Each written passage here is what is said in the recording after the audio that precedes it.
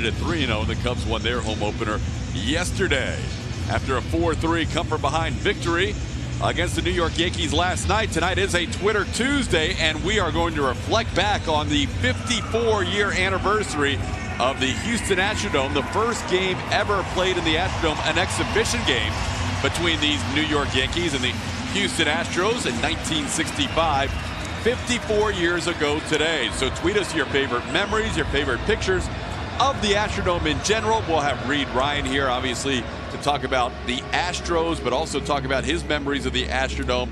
We already have one from David in San Antonio about the Astrodome being larger than life, and an Astros fan ever since visiting the eighth wonder of the world. Randy Cunningham as well, 26 years ago, taking Laura to her first Astros game, and she just got married this past weekend. Congratulations to Laura and her favorite guy. So we're ready for baseball tonight as the Yankees take on the Astros and Garrett Cole. See the numbers on Garrett Cole. A couple of starts this season. He is 0-2, but he has pitched much better than that. A couple of earned runs in that first start came back to haunt him. Lack of offense, but only a ERA of 3, 19 strikeouts to 3 walks. Fastball, slider, curveball. That slider has been very effective so far early on this season. The batting average against that slider at 133. Garrett has not faced the Yankees in a while. Here's the lineup he will see tonight. Brett Gardner will lead things off in center field, followed by Aaron Judge. Judge was on base 4 times yesterday, including a home run. Luke Voit is the first baseman, batting third. DH today for Gary Sanchez. Gleyber Torres at shortstop, batting 5th. DJ LeMahieu, the second baseman, bats 6th. Clint Frazier continues to get starts for Aaron Boone. He has been hitting well in that lineup for the Yankees. In left field, batting 7th, Gio Urshela, the third baseman, and Austin Romine behind the plate. Defensively, Tony Kemp makes his first start in left field on the season. Did start once in center. The rest have been as a DH. George Springer in center, Josh Reddick in right. Alex Bregman, Carlos Correa, Jose Altuve, and Yuli Gurriel, and Robinson Chirinos back behind the plate tonight as he will catch Garrett Cole. We thought the roof would be open tonight, but a little issue on the track, according to the team president, Reed Ryan. So not wanting to get it risked, not wanting to risk getting it jammed right before the start of this game. The roof will remain closed and should be open again tomorrow night. We're underway with a strike to Brett Gardner. We will hear from Reed Ryan coming up in the 4th inning, so he can give us the lowdown on the roof, but should be back in form tomorrow. We should have it open for the final game of this series. 0-2 the count.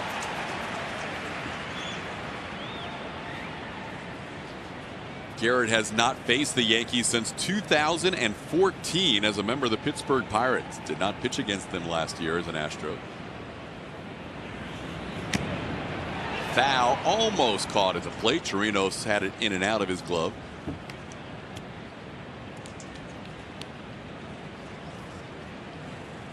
Gardner in the lineup today as a left-hand hitter. No Greg Bird today. Gardner, the only lefty Garrett Cole will face in this Yankees lineup. And he hits one hard. Nice pick by Carlos Correa in the shift. Carlos flashing the leather on the first play of the game.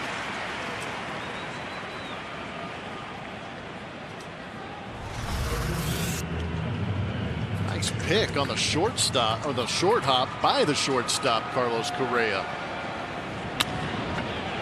Ball hit hard, but right into the shift. So now they'll reverse the shift to put 3 on the left side against Aaron Judge. Judge off to a strong start for the Yankees as he hits the ball hard. Diving stop. Correa gets up and fires a strike. Carlos getting it done on the first 2 batters of the game.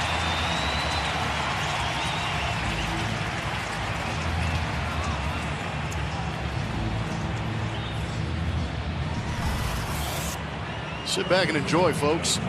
Your shortstop here in Houston's pretty darn good. Good read. That first step, a big issue for Carlos Correa, and he made it look easy. We know as soon as he catches the ball and he pops up, he loves unleashing that cobra.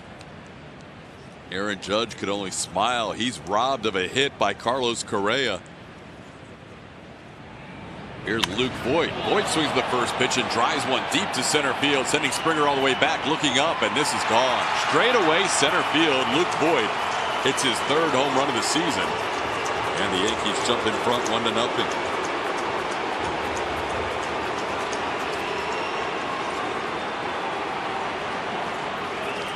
They don't want to get to that slider. They want to swing early. Another big bopper in the middle of that lineup for Aaron Boone and his Yankees. Andy Anderson strike zone shows you that that fastball is up out over the plate.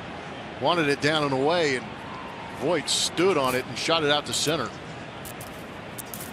Yankees coming off a series in which they hit 14 home runs in a 3-game set in Baltimore. Judge hit one last night, and Luke Voigt hits one today. That's 22 home runs for the Yankees. They're only playing their 11th game of the season. Here's Gary Sanchez.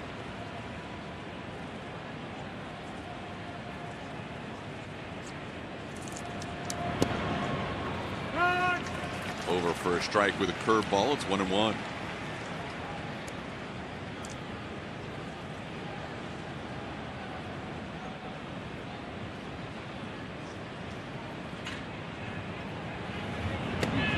Because Cole has not faced the Yankees since 2014.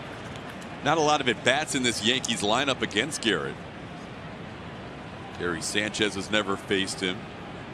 The most at-bats, DJ LeMahieu, with his time in the National League with the Rockies, 2 for 15 against Garrett, but nobody else has more than 3 at-bats against the Astros right-hander. And he misses inside to Sanchez. It's 3-1.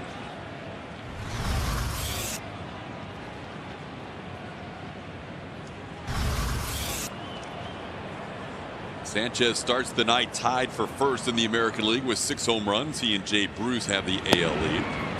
As Garrett delivers a fastball for a strike at 96, is 3-2. 97 to be more precise. Third start of the year for Garrett, first one at home. Has 19 strikeouts in his first 12 innings. And he finishes Sanchez off with a strikeout, getting him on the slider at 90 miles an hour. Garrett Cole allows the solo home run. It's 1-0 Yankees.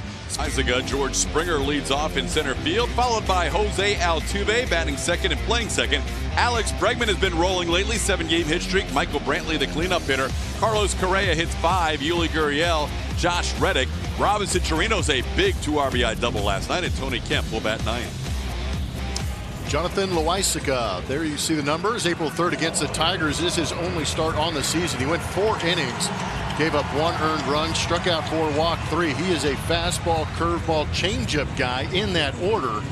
Throws pretty hard, averaging 96 miles an hour on that fastball. Has never faced the Houston Astros in his career, so first look at Loaisiga for all these Astros, including George Springer. George has been seeing a lot of pitches so far this season, as he takes the first one for a strike. 4.73 pitches per plate appearance, best on the Yankees for George, and 8th overall in the major leagues. George reaching last night with a walk in his 3rd plate appearance in the 6th inning. In the process, he tied Craig Biggio for the most consecutive games to start a season reaching base as a leadoff hitter. Biggio in 98, and Springer this year reaching an 11 straight as a leadoff hitter. That is an Astros record.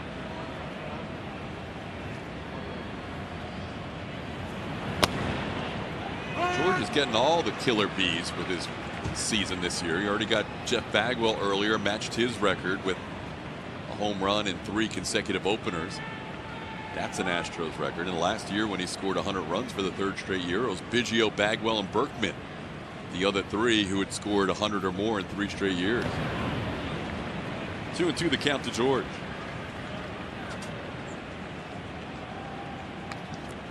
'24-year-old Jonathan Loaisiga out of Managua, Nicaragua, has dealt with injuries his whole career, originally in the Giants organization.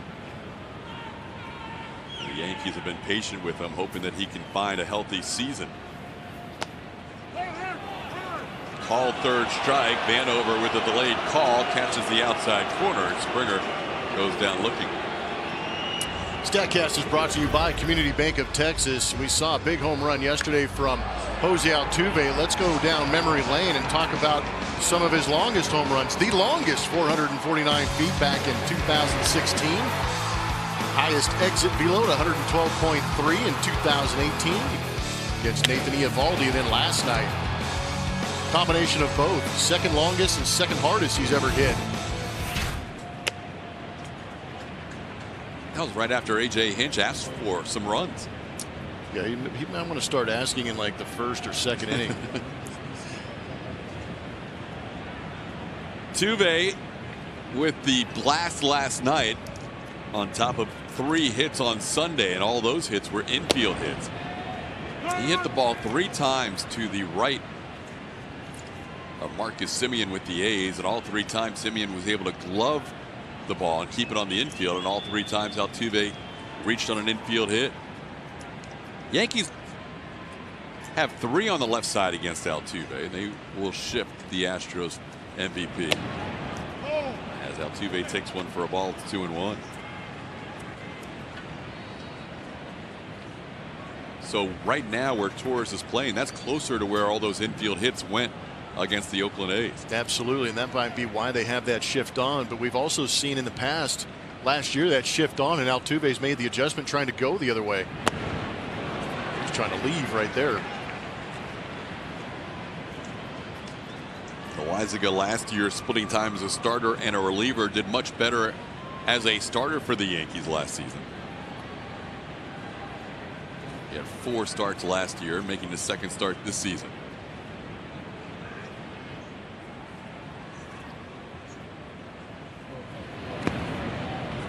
Down low, it's 3-2. How about it, the shift by Geico? Voit, the lone infielder on that right side, right in front of you, your left if you're watching at home.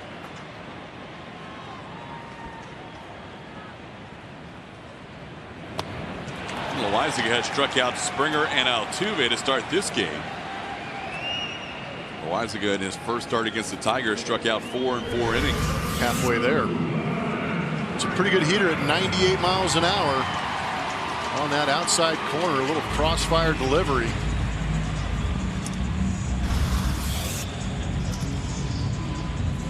Now facing Alex Bregman. Bregman continues to hit at an incredible clip. See his average in his last 7 games. If you add in 6 walks to that 12 for 22, he has a .643 on base percentage during that 7-game hitting streak.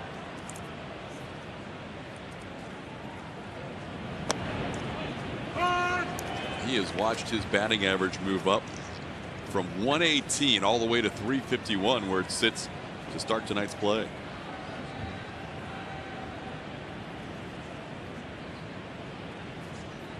Shift on for Bregman.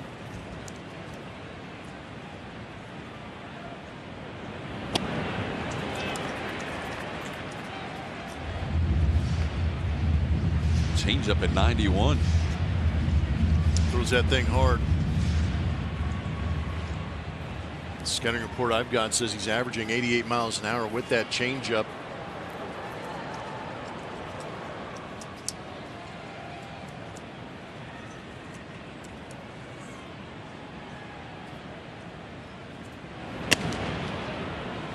Upstairs at 97. It's a ball and 2 strikes.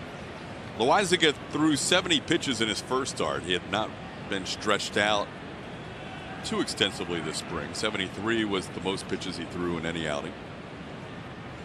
Probably not a guy who will get to 100 tonight. Bregman chops a foul past Gary Pettis. And we saw Aaron Boone last night, who has so much faith in his bullpen that even though his starter Masahiro Tanaka was cruising along at 78 pitches through 6, Boone went to the bullpen to get Zach Britton, and then he was hoping it would be Britton, Ottavino, and Chapman. They never got to Chapman as the Astros scored 2 against Britton and 1 against Ottavino to win that game 4-3. Alex tried to hold up. He goes around, and Loaizaga has struck out the side. Springer, Altuve, and Bregman don't see on Garrett Cole, but he is very comfortable in the confines of Minute Maid Park. In the 2 starts this season, you can see the ERA at 3, the opponent batting average under 200, slugging under 300, which is pretty impressive, and all the balls put in play getting up to 296, but that DRA is very low. Almost as low as that FIP. The FIP is at 1.69. You got to remember, Cole was out there in that first start, gave up 4 runs, but only 1 of them earned. They had to work around an Aledmus Diaz error that was costly, and the 1 earned run he allowed was a home run by Yandy Diaz to center field. Tonight he allowed a home run to center field by Luke Voigt. He's ahead of the count here on Gleyber Torres, 0-2. But DRA, which is becoming a popular number for us as we kind of transition from FIP to DRA, a perfect 0 for Garrett Cole, and that didn't take long to start the second inning with a strikeout, getting Gleyber Torres on 3 pitches. Well, that'll help his FIP, but not necessarily his DRA because it's already so low. But that was a filthy pitch down in the zone. A couple of elevated fastballs you could see on that MD Anderson strike zone, and then the rotation on the Mattress Firm Supermo shows you that ball breaking down out of the zone. Yeah, unfortunately, he has nowhere to go in his DRA. But can't get negatives. After that Luke Voigt home run, it might not be 0 anymore. Yeah, that was coming into today's game. And Luke hit that one well. Yandy Diaz, if you remember, against Garrett Cole, hit the top of the wall in center field at Tropicana Field. It was on a line and hit very well. This ball hit pretty well, but it's hanging up there, and George Springer makes the play. Let's look at the definition of DRA. You look at it. It's an ERA type stat that tries to determine how many runs a pitcher deserves to give up. Now, it takes into more factors than the FIP.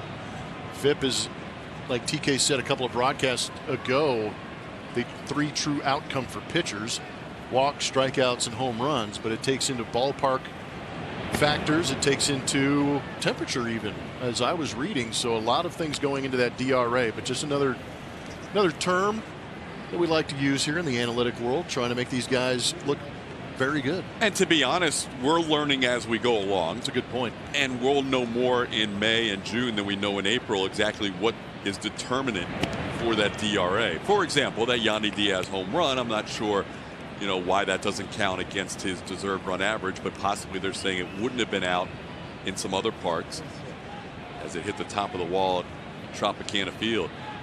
Clint Frazier with a 2-0 count. He has been red hot for Aaron Boone, and that's why he's in the lineup tonight. Facing right-handers Justin Verlander and Garrett Cole back-to-back.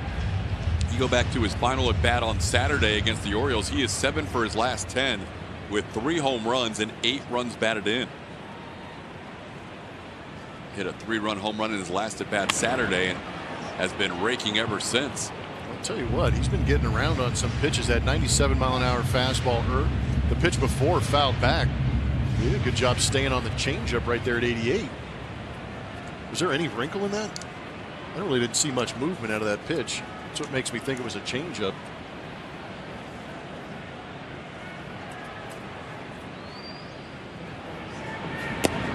Blows the 99-mile-an-hour fastball by him. 10-pitch innings. To the following individual awards, do you think an Astros player will win first? Do you think Garrett Cole will win a Cy Young?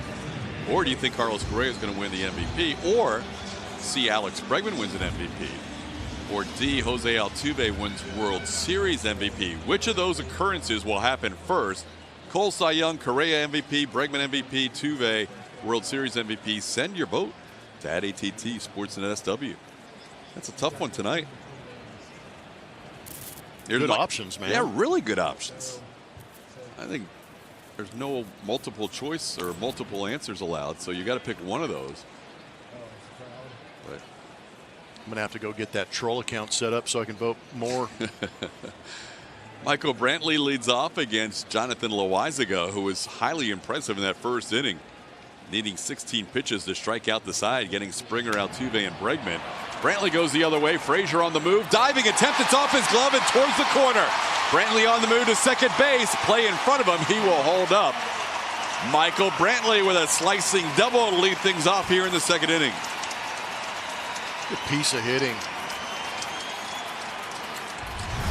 Pitch up and away. Just go with it. Lay the barrel on it and let that 96-mile-an-hour fastball help you out a little bit. Mattress Firm Supermo shows you as he just redirects it.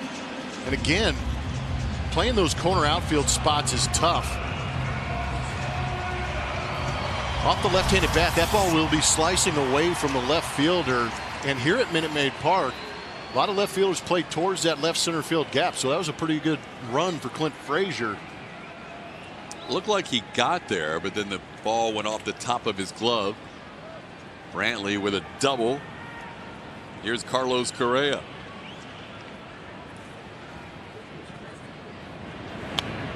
Correa fouls one back. Keep an eye on that left part of your screen. You can see him playing over towards that Nitto Tire sign, but a long way for him to go. And I think he may have overshot the landing here. That hit right off the pinky of the glove.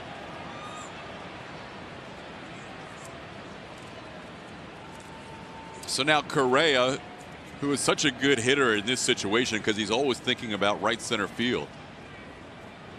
Although he takes a strike there with a 97-mile-an-hour fastball. It's 0-2. Statcast AI powered by AWS shows the spray chart for Carlos Correa. And again, that takes into account the last 100 baseballs he's put in play that have gone 200 feet or less.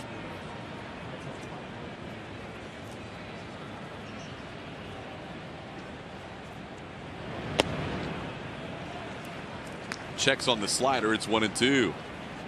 Correa has hit 7 baseballs this year over 100 miles an hour, including 2 at 112 or more. So last night at the 28.9, certainly not in the normal Correa wheelhouse, but it worked out perfectly. It was perfectly placed as the Astros won that game 4-3. Now ball gets away. Romine wasn't sure where it was. Brantley easily advances. Pitch in the dirt puts it Brantley at third base with nobody out.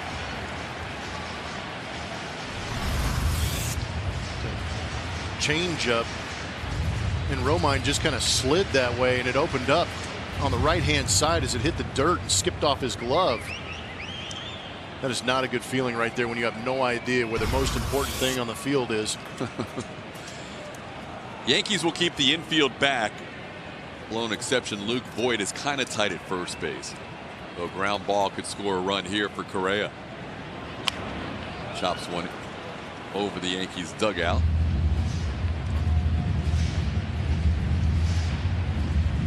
What I like about it, some of the ABs that Carlos has had here recently, obviously healthy, able to rotate and create a lot of torque, but he's been aggressive on the fastball early in counts, and that's something I think last year really hurt him, being as passive as he was. But he has been on top of the heater.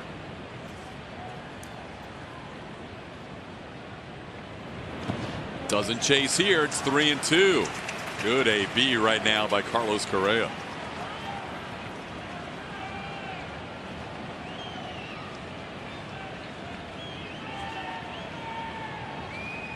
Correa coming into tonight batting .290 with a home run and 4 runs batted in.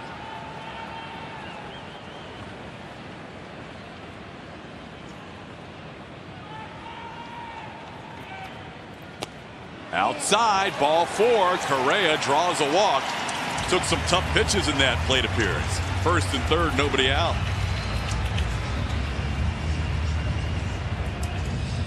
Very good eye, very disciplined, yet still aggressive. A great AB by Carlos.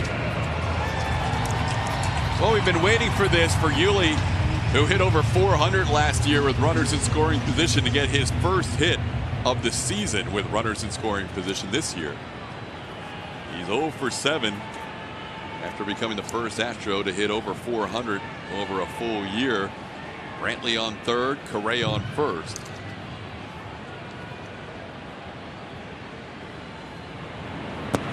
That ball gets away. Correa does not advance. Would have been tough for Brantley, but Correa thought about it and held.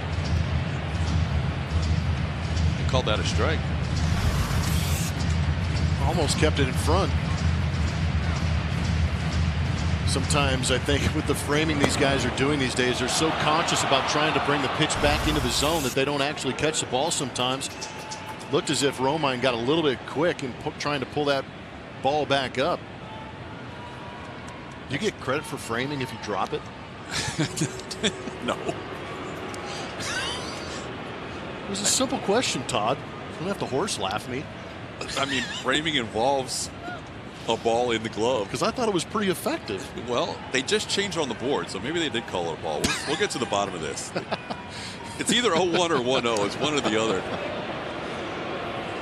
They first put strike on the big board. Now they've changed it to a ball. We've got it as a strike. Well, if it's a ball, then he did a good job of taking it out of the zone. Yeah, right.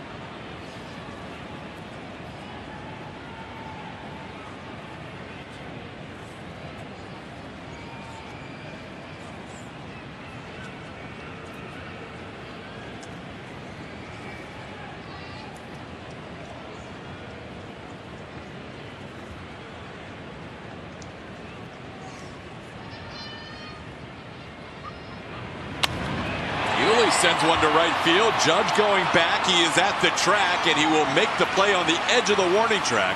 Easily scoring is Brantley. Yuli with a sac fly RBI. We're tied at 1. Good job by Yuli. Runner at third base. Less than 2 outs. Elevated fly ball to the outfield. Gets that run in. The Astros on the board.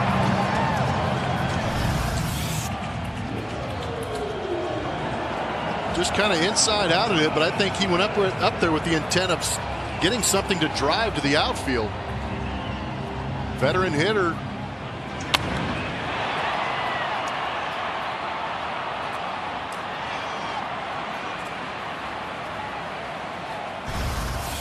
I'll bring up Josh Reddick.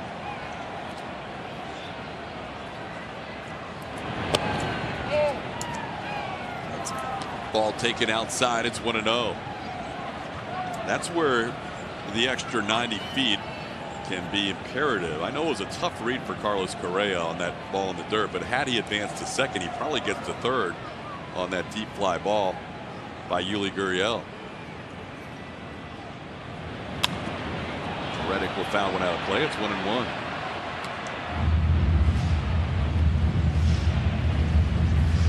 Josh had a 6-game hitting streak snap last night, coming in batting .276. Reddick looking for his first extra base hit of the season, also looking for his first run batted in.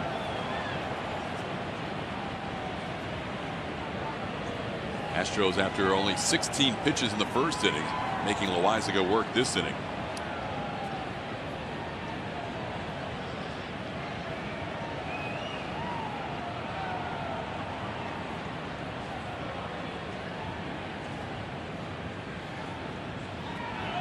Correa on the move, pitch down and in. Carlos Correa has his first stolen base of the season. He's in scoring position for Reddick. Some of the conversations we've had with AJ, we know that they were taking some risky opportunities in Tampa Bay, and he said that they're still going to be aggressive on the base paths. And he said, don't think that we're just running wildly. We are picking our spots when we decide to take off and give these guys the green light. And that was a great pitch to run on.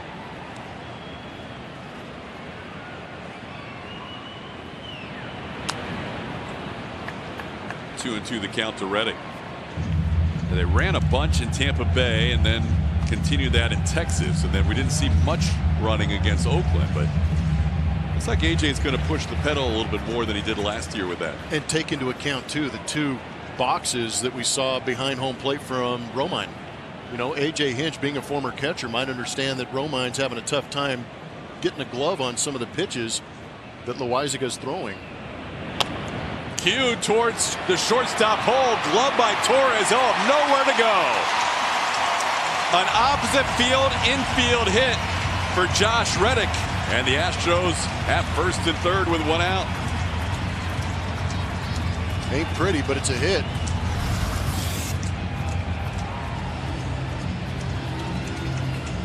You make enough contact over the course of a season, sometimes good things happen, and something great happened for Josh Reddick right there. Yesterday, too, with Correa batting against Ottavino, who was looking for a strikeout. Wasn't pretty, but just putting the ball in play resulted in the game-winning run. This guy had a big hit the inning before that. Robinson Chirinos, a 2-out, 2 RBI double off the wall in right center field. That tied the game at 3 against Zach Britton. first earned runs allowed by Britain since early September of last year. Yankees stay back with first and third and one out, and Chirinos fouls one away. League leaders are presented by Houston Methodist. With the catcher OPS, Gary Sanchez off to a great start, 6 home runs, but Robinson Chirinos getting on base and slugging a little bit. A couple of doubles yesterday. Yeah, Chirinos continues to like hitting here at Minute Maid Park. In his last 10 games here, he's hitting at .310 and has 4 home runs in that stretch. We have 3 American League West catchers on that list. Did I catch that? The first 4, right? Oh no, 3. No, second, third, and fourth. You're right. Wow. Yeah, Sanchez. No, I'm sorry. Sanchez is second. So first, yeah, 1, third, 3, and fourth. And 4. Yeah. How about that? Huh. Jonathan Lucroy moving down to Anaheim. We'll see Omar Narvaez in the next series. Seattle's sitting at 99 runs right now, by the way. They just scored one already in the first in Kansas City. Coming out with a vengeance. They have 99 runs scored. The next closest team has 60, and that's Oakland, who has 5 tonight. Only one team is averaging more than 5 runs a game other than the Mariners in the American League, and that's the Yankees, and they're just over 5 a game. The Mariners averaging over 8 runs a game. Chirinos down to the count 0-2. Stays alive. Well, Loaizaga, who struck out Springer, Altuve, and Bregman, certainly will go for a strikeout here.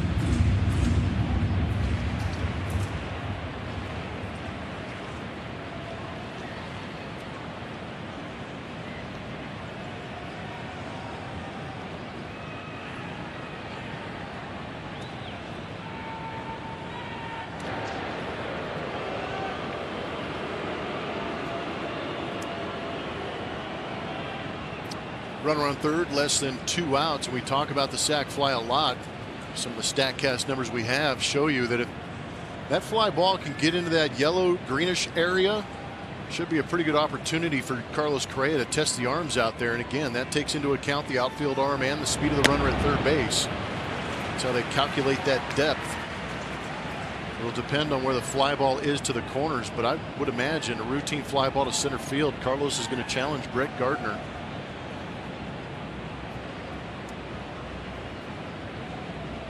Correa stolen base, put him in scoring position, moved over to third on the infield hit by Reddick.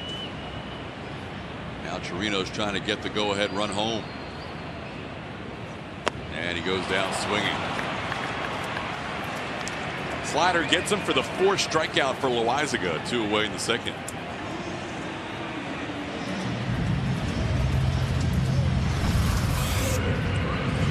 Good 2-strike slider. Looks like a strike for a long ways and then just disappears under the swing of Robinson Chirinos.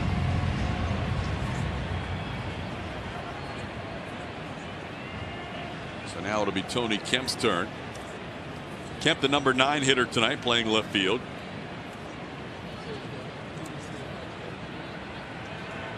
He had a big hit in that win on Sunday, hitting a home run against Lou Trevino to make it a 1-run game.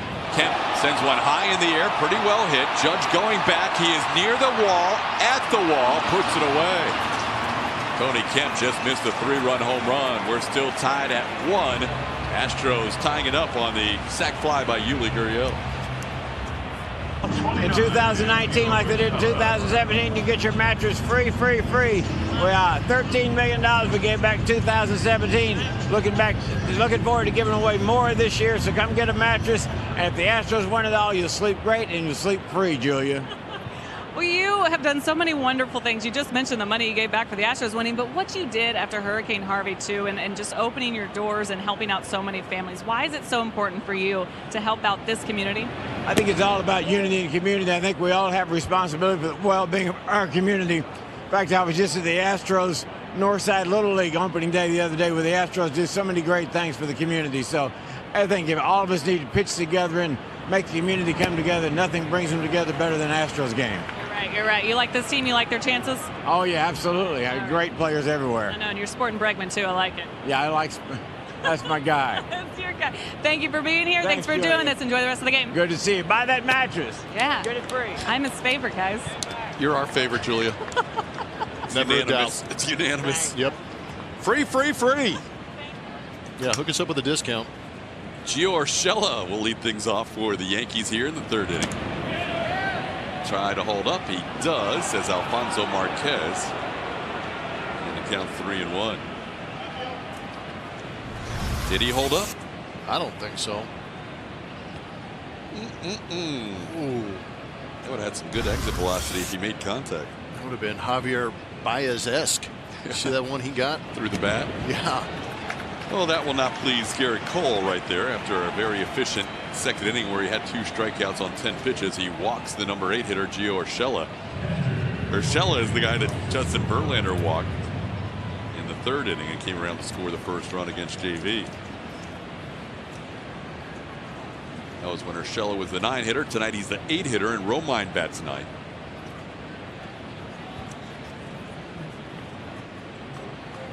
Austin Romine's been with the Yankees for a lot of seasons now. 2011 and then 13 all the way through this year. Last year 77 games, batted .244 with 10 home runs.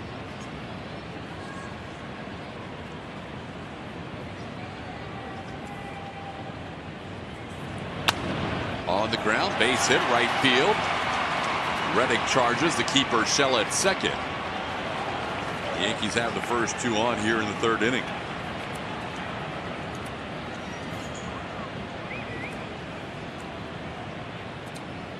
Well, Cole has to work out of a little situation here.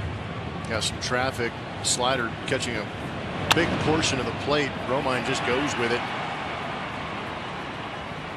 Yeah, but the 8-9 hitters getting on board to turn the Yankee lineup over.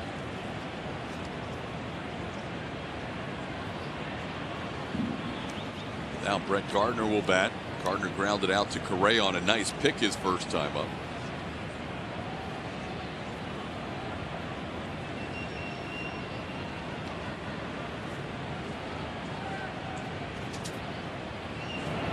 Gardner around a bunt, keeps it fair. Chirinos is going to throw to 2nd.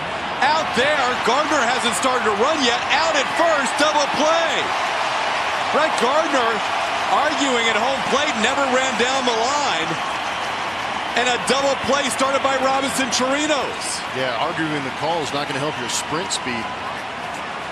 How about that? Great play by Robinson Chirinos from popping out from behind home plate, catching that ball in fair territory. This is all Robinson Chirinos. That was a heck of a play. The only thing that was in foul territory was that right foot of Chirinos. It's where the baseball is. That's a veteran who just never ran down the line. That's not a... You can't leave it up to the umpire. And that's what Larry's telling him. He goes, he fielded it in fair territory. It's not where that right foot is. It's where that baseball makes contact with the bare hand. I can't tell you enough how great a play that was by Chirinos. Because he knew he had to make a split-second decision, and he also knew out of the corner of his eye Gardner wasn't running. And it was still a gutsy play to go to second base to try and get that lead runner. I think if Gardner was actually running, he may not have made that throw to second. Because at least he felt like if I don't get him, I may still get the relay in time for Gardner. Exactly. Yes. So a big break for the Astros as Gardner grounds into a double play, bunts into a double play. And now the count's 1-1 on Aaron Judge. Yeah, meanwhile, Garrett Cole's having a talk with himself because he got away with a slider right there that Judge just fouled off. Judge robbed on a great play by Carlos Correa, diving to his right his first time up. Judge fouls one away. 1-2. Aaron Judge reached base 4 times last night. The only time he was retired was when he hit his hardest baseball of the night, lining out to George Springer to end the game. Yes, it was a higher exit velocity than his home run when he went over the wall on right to make it a 2-1 game. Cole out of the windup here with a runner on third. This is inside. It's 2-2. I like the fact that Garrett Cole's able to get that fastball in there. Sometimes when you're a guy that throws extremely hard and you don't want to risk base runners, you have a tough time getting in there. But Garrett Cole, man, fearlessness. Does he set up a slider away? He does. He tried to hold up and no call. No, counts full. Good job by Chirinos. Almost gets the swing at it, but keeps it close enough to where the base runner has to hold his ground at third base. Oh, good early inning battle right here between Cole and Judge. The count has gone full.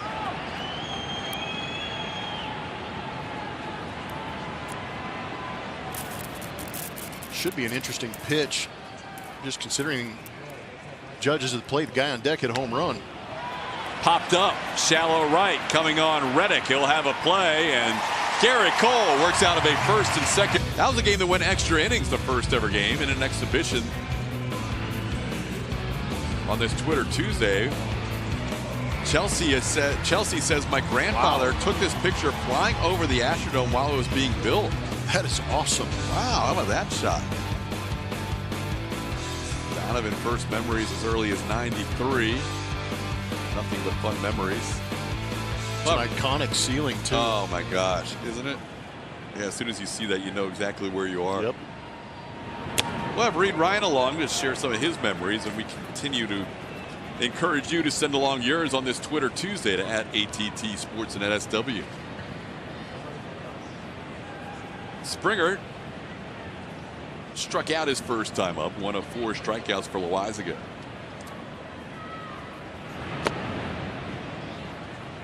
One and 1 to count. Loizaga struck out Springer, Altuve, and Bregman to start this game.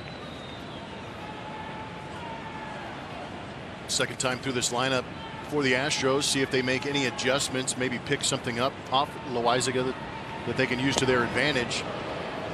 That was an issue for him last year, Blummer.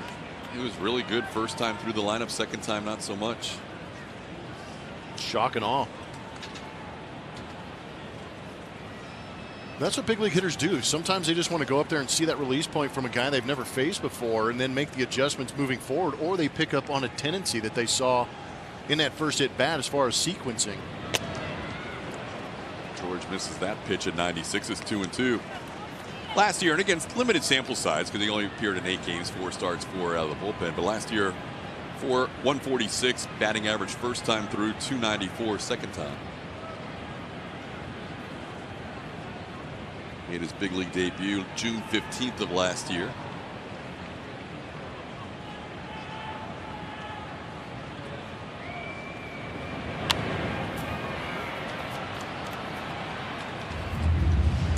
"54 years ago, the game went into extra innings, and it was wrapped up on a walk-off hit by Nellie Fox. Mel Stoudemire starting for the Yankees, Turk Farrell for the Astros. Joe Morgan, Rusty Staub, Roger Maris, Jimmy Wynn, all in that game. And the first hit, also the first home run, Mickey Mantle. Average ticket price, Yeah. $3.50. Back then, that was a pretty decent price. That was Yankees and the Astros in '65. I'd pay that. It's good. Must-see baseball that night. And then it was about 4 days later on the 13th that they would play their first game in the regular season. Ground ball to short. Torres has it. Glaber makes the play for out number 1. Astros buddy. There are a lot of alumni in that Astros buddy category from the Dome days.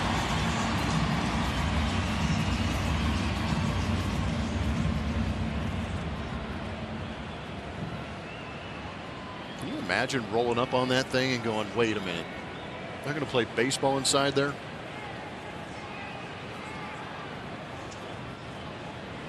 There's just nothing like it ever before. It was so unusual at the time, and they were so far ahead of the time. Like some of the things they did in the Astrodome, which is still standing today, obviously, but were so far ahead of their time back in the early 60s and when it finally opened in '65.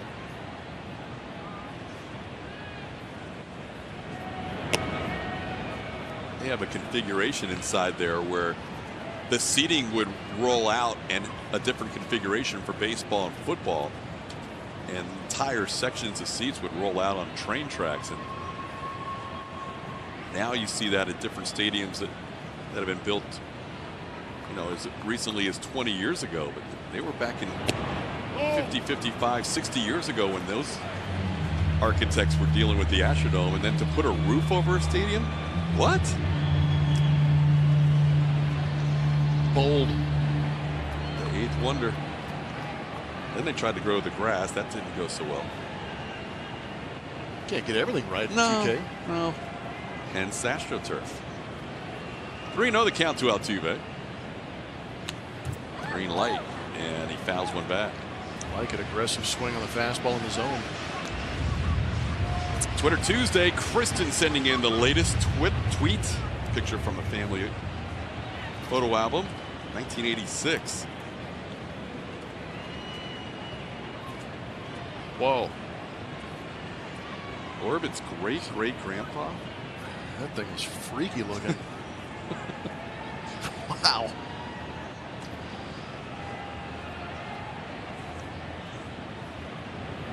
Altuve deep to left field.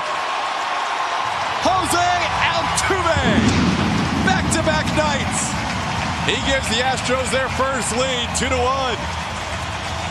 Trying to sneak the cheese past the rat. Got eaten alive. We have seen some bat speed from Jose Altuve in these last 2 games. Thank you, Jose. We didn't even need AJ to ask for it tonight. He knows when they need him. Man, that was a blast.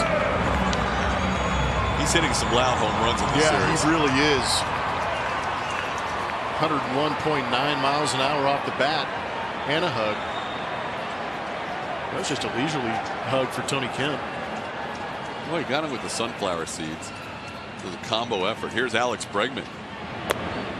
So he went 3-0 fastball fouled back, and that helped him, it seemed, time up to 3-1 because he was on it. That's exactly what he's explaining to Yuli. 3 home runs, tied for the team lead now with George Springer.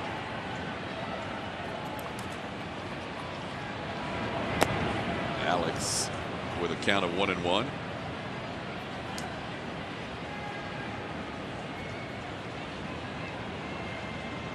These are some of the best conversations you'll ever have in your life. Telling your boys how you just absolutely smashed one. How you got to that pitch. How well you saw it, how early you saw it out of his hand, and how quick it felt like your barrel got to it. And then you tell him, I ain't never going to see you do something like that. Just to rub it in a little bit. I love Altuve. He is the best. Always enjoying himself out there. Ball chopped foul off the bat of Alex Bregman.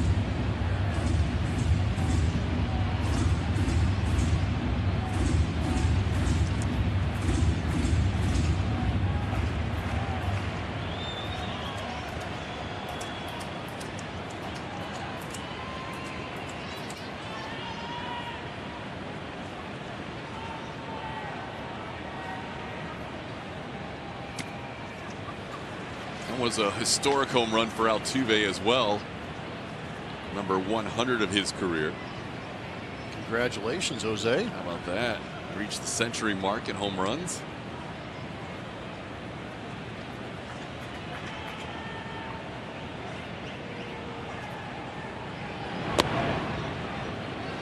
Counts full on Bregman. Can we go back to back right here? Sure. Is he going to throw him a fastball, or is he going to try and throw that changeup? Well, you saw what happened to the last changeup. Man. I mean, the last fastball. I know. He's fooled Alex on a changeup earlier in this AB. Is he confident enough to do it 3-2? No. Yeah. That was a changeup, but didn't have the zone. Tried to get Alex to chase. How about Altuve celebrating the 100? Big rip. Fastball misses its spot up and in. Wanted it down and away, and Altuve with that foot down just throws the barrel at it and extends through it. Again, healthy. You could really see on that side angle how he created that torque and drove through it. Those legs are healthy. We've seen it with the speed, and now we're starting to see it with the power. Leaving another mark. Of course, it's a 27-degree launch angle. Yes. For number 27. That's your guy's number. Here's Michael Brantley. When Tuve first started out with the Astros in 2012, he hit 7, 5, and 7 home runs his first 3 years. So he was sitting on 19 home runs. Well, actually, he had 2 the very first year when he only played 57 games. But he was sitting on 21 home runs through his 3rd full season. And then all of a sudden, 15, 24, 24. 2017, his MVP season, hit 24 for the 2nd straight year. Then last year, the knee injury sapped him a little bit. He got down to 13, but now he's out to a quick start, 3 already in his first 12 games. Well, and what's impressive about him, too, even with that power you're talking about, he's still going out there and getting 200 hits and hitting 340. It's incredible. He'll probably get to 1,500 career hits before the All-Star break, and on his way to that special number of 3,000 as Brantley takes a count of 1-1.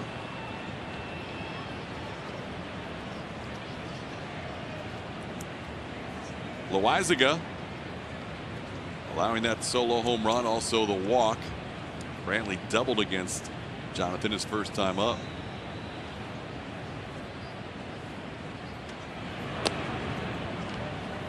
Outside, 2-1.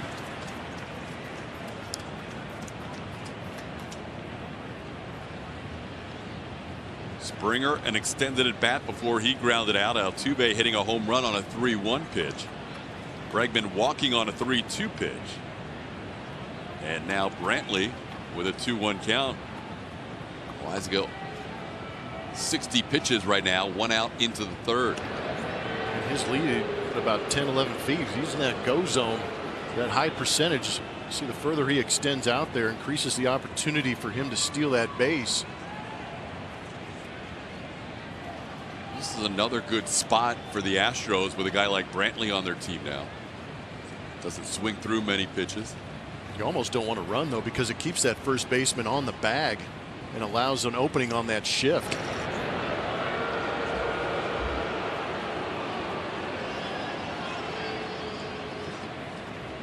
Bregman 1 for 1 in steals this year. Yeah, but you can see that shift, and with that first baseman being held on, that was a pretty good view. It opens up a little bit of a lane for Brantley to try and shoot something through there. And if he hits it hard enough with Judge playing towards that right center field gap, you could see Alex Bregman run for a little bit. 3-1. Loaizaga looked so good in that first inning, but the Astros seeing him the second time around, putting together some at-bats on him.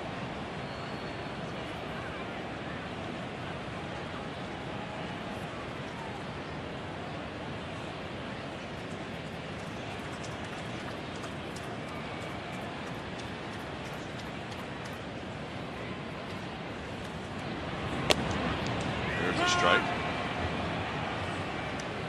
Every count of this inning has been a 3-ball count for Loaizaga.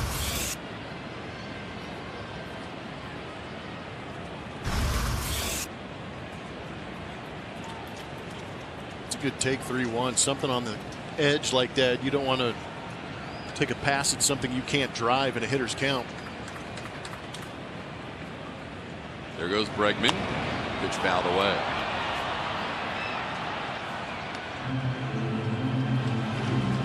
To your point about Brantley being a high contact guy and knowing the zone extremely well, that's why it's easy to put Alex Bregman in motion.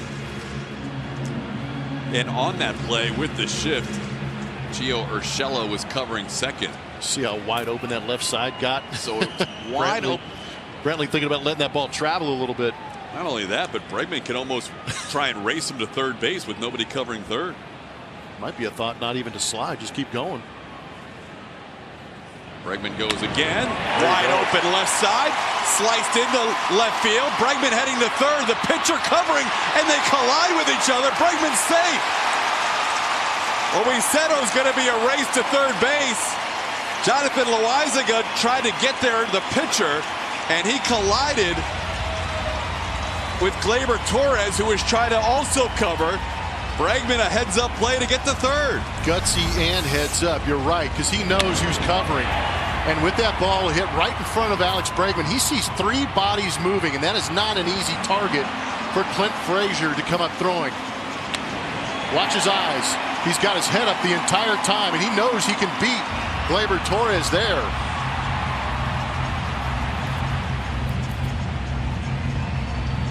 That shift can create so much confusion when you get a base runner in motion.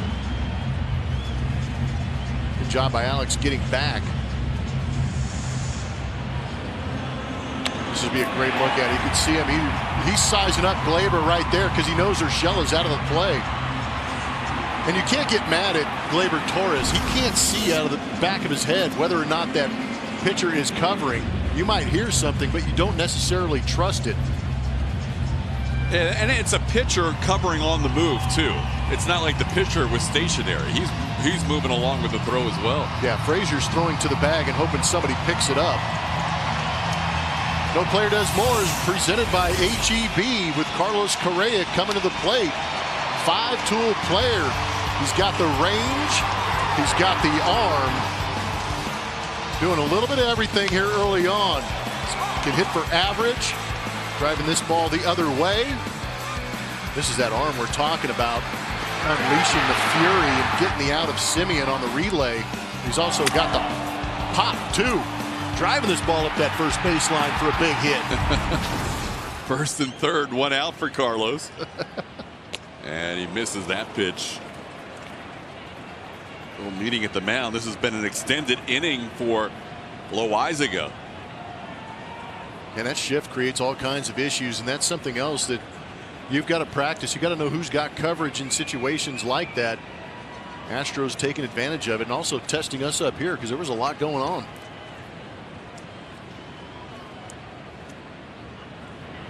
Well, on the previous pitch, and I'm sure Alex is thinking ahead anyway, but on the previous pitch when Urshela did cover, if he hadn't been thinking about it earlier, all of a sudden he saw, hey, nobody's covering third. Yep. I can make something happen if I get an opportunity, and he did make something happen. That was a calculated, aggressive, and very smart. Force the issue. I love it. Some baseball savvy in there too. Correa goes down on 3 pitches, misses the high fastball. Big strikeout for Loaizaga. That is strikeout number 5. That'll be up to Yuli Gurriel. Well, in a season where the Astros have not scored a ton of runs, they have had their opportunities, but runners in scoring position has been an issue this year. Coming in at 171, 14 for 82. Yuli drove in a run with the first and third situation last time with a sacrifice fly. Now he's got 2 outs.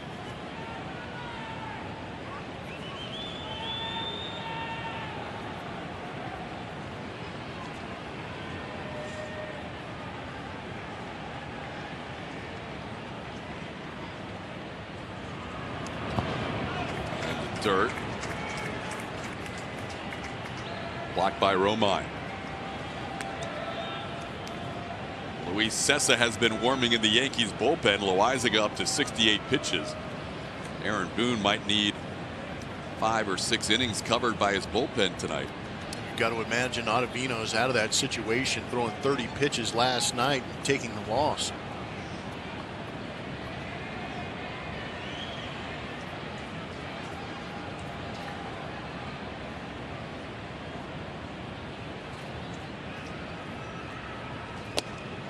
Inside to Yuli, 2-0.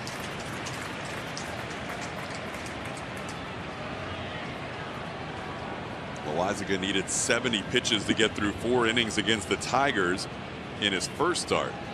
He's about to make his 70th pitch of this game. And remember, just 16 in the first inning, so the Astros have taxed him here the last 2. There's a strike with a breaking ball. It's 2-1.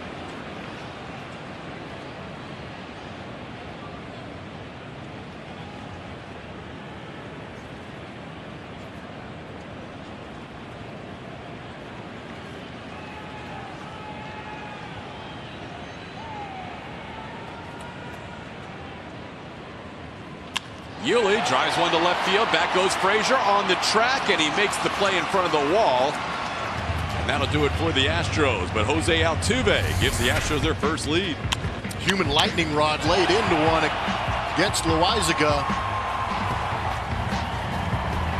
Jose getting that power stroke back. And joins us. Love Street. What's up, TK? Right behind home plate, right? Right behind home plate. Part of the new additions this offseason.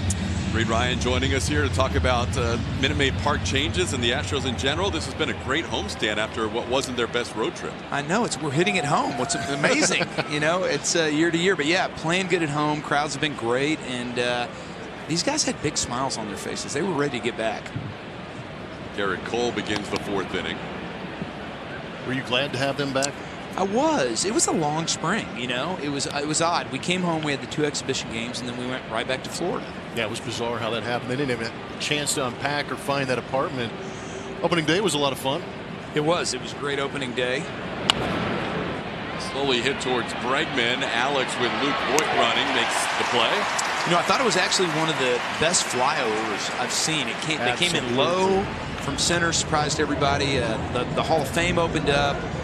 Folks have really loved being out here. A lot of selfies, and I see folks telling younger kids, hey, you know, this guy, you know, Joe Negro threw the knuckleball, or I saw Joe Morgan play, that kind of stuff. And just trying to create that special feeling when you come to the ballpark. Well, that's something you could definitely speak to, and I think it's great to see the generations go through there because the young kids are watching a generational type team here. Could you talk a little bit about going through the early days with your dad in the beginning? Well, what's neat about this organization is it's had its players a long time. You look at the guys up in the rafters, you know, whether it was Jose Cruz or Durker or my dad, whoever, they were all guys that played for like a decade. And you're starting to see us tie up some of these guys, and they're going to be here for a decade more as well. Reed Ryan joining us in the booth. Gary Sanchez with a base hit into right center field. He'll be a one-out base runner. For you, Reed, that's something that was really a dream come true to get that Hall of Fame alley finished. And when you go through there must be so much pride when you hear those conversations between father-son or father-daughter. Well, it's neat right now, but I'm really looking forward to the next couple groups of guys that come in. There's a lot of guys that have kind of been forgotten about that have had great careers. You know, whether it's somebody like a Bob Watson, or is it somebody like you know, any of the guys that played on your teams back in the day. We saw Roy Oswald here at the game the other Roy day. was here, down in my seats yesterday, and yeah, just so many good guys. Those 90s teams were great. By the way, nice catch on the foul ball the other night. Yeah, thank you. You know, Colin kind of inspired me the other night. That was a very athletic play made on that ball, and I told him the next day in batting practice, I said, hey, pitchers are athletes. Thanks, brother. I appreciate you. So the ball came, it hit the guide wire, and I was afraid it was going to hit that little girl, and then the next thing I know, I'm two-handing it on top of the dugout. That's well played. Right place at the right time. I can get one a year or so. When you're here as much as I am, you always kind of get one every now and then. But I'll tell you, dome memories. So I loved growing up in the dome. I tell everybody it was like my second home, and there were so many little passages and spots that you could hide and things you could do, and even out in right field where the judge used to have, you know, the miniature golf course and the shooting gallery. So you're answering all the questions I wanted to ask. Keep going. Well, yeah, it was really cool. Early on, like in the early 80s when my dad came, there was all this cool stuff out there, and they kind of still kept it maintained. Now, as it got closer to the 90s, it kind of fell in disrepair, and then they did some expansion when they were trying to keep the Oilers and all that. But the original dome in 80 was about as cool and about as pristine, and here's some photos right now, as any stadium really in sports, and it was revolutionary. Ball hit to center field off the bat of Torres. George Springer will make the play. There's 2 away. Did you know all the little tricks of how to get into these spots around the dome? Yeah, this is what I did. Well, what was cool is we had a lot of guys that ended up having kids that played, like Jose Cruz's boys. You know, Junior had a great career. Phil Garner's kids all played in college. Art Howe's kids played college and professionally, and we would go out and we would hit underneath, and on Sundays we didn't take batting practice, and Jose Cruz would hit us fly balls. And just like Sundays today, a lot of times there's nothing going on before the game, and he'd hit these moon rockets with a fungo, and everybody'd go, ooh, ooh, and we would catch them, and we might have 4,000 or 5,000 people in the stands watching us out there run around on the turf at 12 years old. And it's a, you know, honestly, it was a pretty good group of players, to be honest, with the kids that ended up being in the big leagues later. So those are great memories. I can't drive by the dome without just putting a smile on my face. DJ LeMahieu sends one to right. Josh Reddick makes the play, a 10-pitch inning. Hey, that puts a smile on my face. You gotta go? No, let's hang in here because I don't think we even did anything Twitter. Staying Astros, you know what to do. You go to ATT Sportsnet SW. Make sure you tweet that answer and stay tuned later in the broadcast when we do give that answer. Do you know who it is? I do, but I'm not telling you. You know, I don't know who that is. Plummer's really good at this. He beats me all the time. I don't know who that is. Yep, hands are off the Google machine. I'm good. Reed Ryan joining us here on this Twitter Tuesday. So we've seen a lot of people tweet their favorite memories of the Astrodome, and you and Plummer were going through some pictures during the break. This is crazy, about some of the palatial areas of the Judge Roy Hoffman's apartment was what we were talking about earlier, and we pulled up some pictures on the internet. And go do it. Go, please. Roy Hoffman's Astrodome apartment, and it'll have all the photos that we're talking about of just the cool things that were in the dome when it opened up. Yeah, bowling alley was up there, right? Bowling alley. They had like a shooting range. It wasn't real guns. It was kind of the ones that had the light on the end of them, like Disneyland. It was crazy. It was wild. I watched the '79 Oilers-Steelers game up there with my dad. There you go. Josh Reddick leads off against the new pitcher, Stephen Tarpley, now pitching for the Yankees. I was really, really young, so I don't remember much about the dome, but I do remember seeing Pong for the first time up there. You know what? They did. They used to have the games. They were the ones that were flat like a table that you would sit down at. Yeah. They had some of those. So my favorite, I gotta be careful here because I'm gonna sound like a juvenile delinquent, but my favorite thing in the dome was we could crawl up into the air handler where you could look out onto the concourse and we would like talk to people and they'd walk by and they'd turn, and we just thought that was hilarious. Like, hey sir, and they'd turn around, and you know. I did take my kids, so these are some great photos. Reddick high to right field, but not deep enough as Judge gets under it. Oh, I thought he had one right there. Very close to his first home run of the year. Took my kids out and a couple years ago and let them tour the dome, and they couldn't believe it. It's still in great shape in a lot of ways, but in some ways it had 2 concession stands and 2 bathrooms like on one level. You know, it just wasn't the amenities that you have here today, and I think that was what surprised them. Did you ever witness any of your dad's no-hitters at the Astrodome? Never saw one. I was at Mike Scott's. I was on the bench for that, which was pretty cool. You were on the bench for that one? It clinched. Yeah, I was in the clubhouse working with Carl, and the guys were probably more sitting at the spread eating. Yep, testing it. Yeah, and just pretending like I was working so I could sit in the clubhouse. And then in the 9th inning, we all kind of moved into the tunnel, and then as soon as it was over, we all ran onto the field. It was great. That is beautiful. Robinson Chirinos bats and sends one into center field. Chirinos with a base hit. Robbie's had a couple of big hits already as an Astro. What a homestand. The big double yesterday, triple down, ball down the line, then ball in the gap. So all fields too. Every team's been different here. You never keep the same 25 guys, and getting contributions early from a Brantley and a Chirinos and then a Ledmus Diaz in his one game here as an Astro at home had a big day. Yeah, it's been fun. It's been neat to see the new guys, how they've mixed into the team, and you know, seeing Tony hit a home run the other night, and thought he had one earlier here too. It's great to see him. It's not every day you see your, you know, guys at the bottom of the lineup DHing sometimes. It was it the other night when he hit the home run. Big home run against Trevino. Tony hit one deep to right field his first time up. Astros leading 2-1. Jose Altuve. Well, you know what's neat is this stadium, folks love the dome, but after being in this stadium, more folks come and see this, and all the additions Jim Crane's made here. I think people really appreciate this facility because pound for pound, I don't know that there's a better stadium in baseball than what we have here at Minute Maid Park today. You guys don't rest on your laurels either. You don't sit back. You are always looking to improve. You know what? You're either moving forward or going backwards. There's no standing still. That's a great pick right there. And so we just want to make the experience great. When people come out here, we know they're giving us their money and their time, and we want it to be a fun experience for them, whether it's win or lose. Through the middle, glove by Torres, who's going to be able to turn 2. That went through the pitcher's legs and worked out for the Yankees. Reed, thank you so much. Great seeing you guys. If you ever need another quick inning, call me, okay? No kid, appreciate it, man. Great job. Good. Reed Ryan joining us in the bottom half of the 4th inning. We will be back for the 5th. Astros lead 2-1.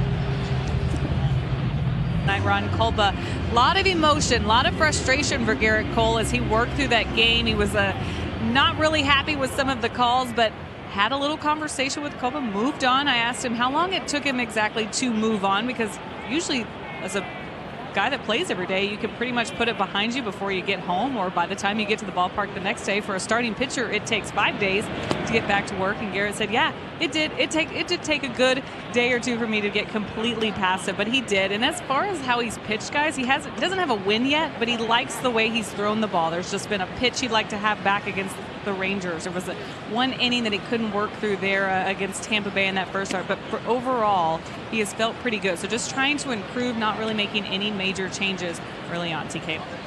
Yeah, it's been fun to watch. Obviously looking for that first W, but the 12 innings of 19 strikeouts and 9 hits so far coming into tonight.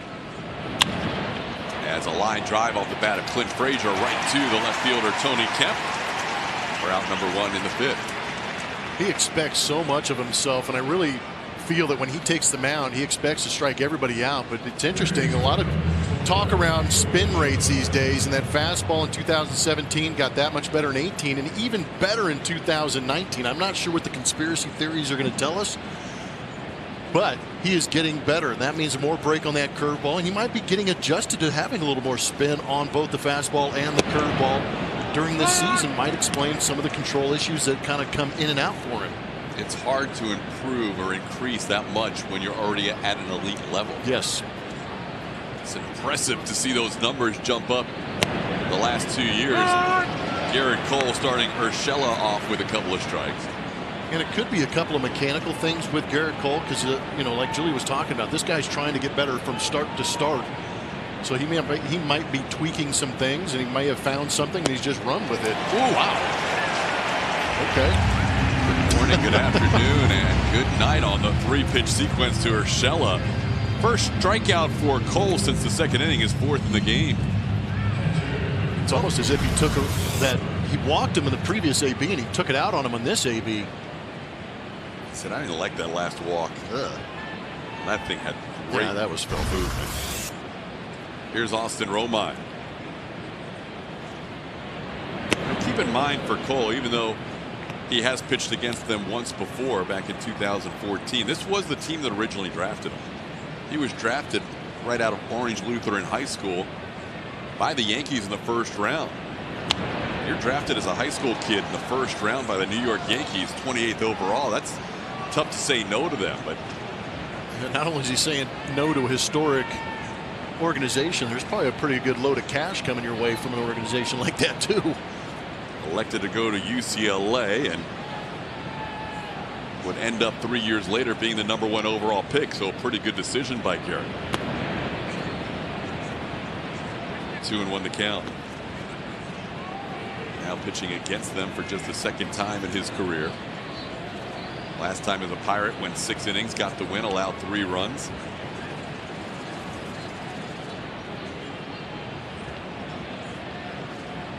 Romine single to right field his first time up. And a count of 2-2.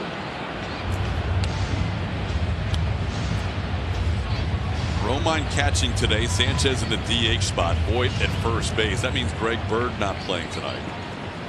Cole only facing 1 left-hander in the lineup. That seems to be trending. As good as Garrett was last year against left-hand hitters, we're not seeing many lefties go against Cole this season. This ball up the middle. Correa to his left, makes the low throw. Nice job by Yuli to stay with it. 1-2-3 inning for Garrett Cole. Jose Altuve, home run in each of the last 2 games. He will play for the Houston Astros. After they finish off this series with the New York Yankees, they will head to the Great Northwest and take on the American League West. Hot hitting, home run hitting Seattle Mariners, and then down the coast to face the Oakland A's, and then back into the state of Texas where they'll get the Rangers one more time, and then it'll be into the American League Central with the Twinkies and the Indians coming to town to finish off April. I think that weekend series might be interesting. A little more so than we thought at the beginning of the year, because Seattle's off to such a great start. See how they fare in that 3-game set up at Safeco Field. New pitcher for the Yankees, George Springer, to lead things off in the 5th. Luis Sessa takes over. George takes one away. Sessa, 4-pitch pitcher, fastball, changeup, curveball, slider. He will get heavy on the fastball, slider to right-handed hitters. Stairs to George is 2-0.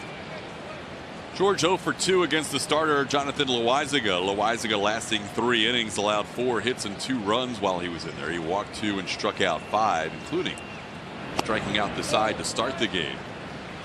But the Astros, as they often do, put a lot of pitches on the starter. 22 in the second inning, 33 in the third, and Loizaga was out of there after 3 innings and 71 pitches. George with a 3-0 count here.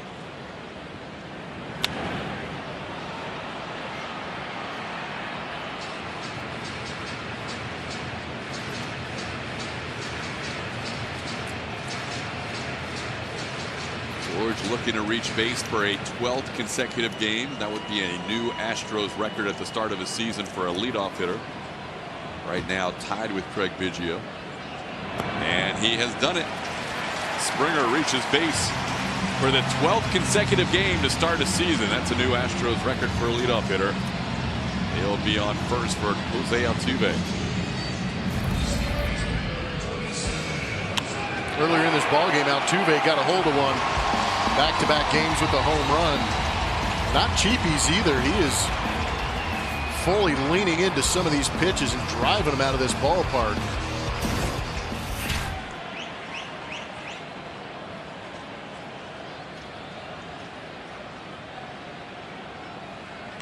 There is a base hit into left field. Altuve coming off the home run with back-to-back hits. First and second, nobody out for the Astros in the 5th.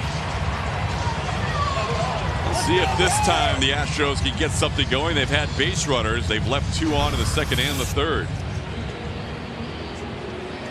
Opting not to go into the shift opens up that hole, but it would have taken Gleyber Torres to be standing there because that ball was hit so hard. Interesting.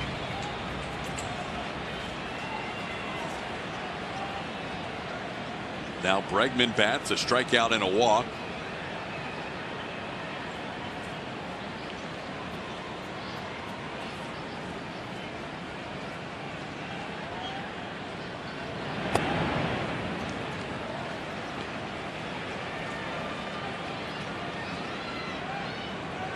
Alex trying to extend a 7-game hitting streak, including a strikeout in the first. He is 12 for 23 during that stretch.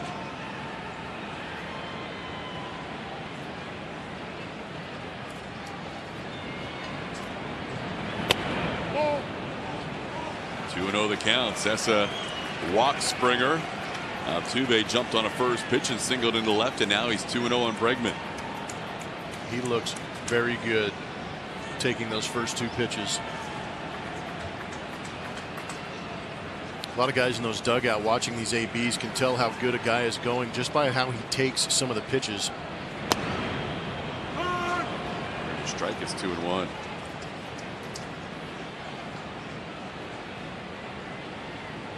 Alex has drawn 7 walks during this 7-game hitting streak as well. He has been an on-base machine. You threw out a number earlier, 600 something ridiculous. Yeah, 643 on base percentage. Are you kidding? That's a slugging percentage.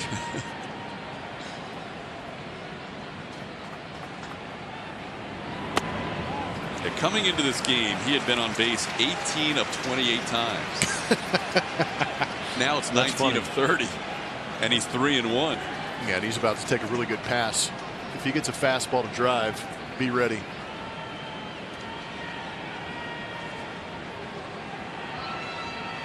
No history for these Astros against Sessa. Only Chirinos with 3 at-bats and Aledmus Diaz with 1 at-bat have faced Sessa before tonight. Popped in the air. LeMahieu puts it away. Join the official Astros Kids Club today. For just $30, kids 12 and under can join the Astros Buddies Club, presented by BBVA Compass. Get tickets to select Astros games, premium items, and exclusive opportunities. Visit astros.com/buddies for more info. Saw some Astros buddies back in the Astrodome days on our Twitter Tuesday earlier. Here's Michael Brantley. Brantley 2 for 2 tonight, a double, a run scored, and a single.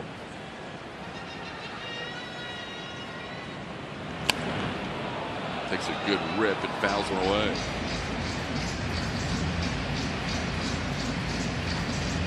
Brantley having a good homestand. 313 coming in, plus the 2 for 2 tonight, moving that average up to 286.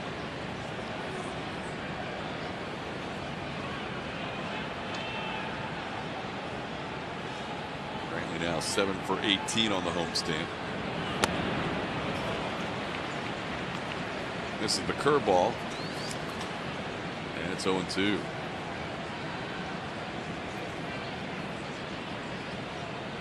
Sessa, 26 years old, will turn 27 later this month.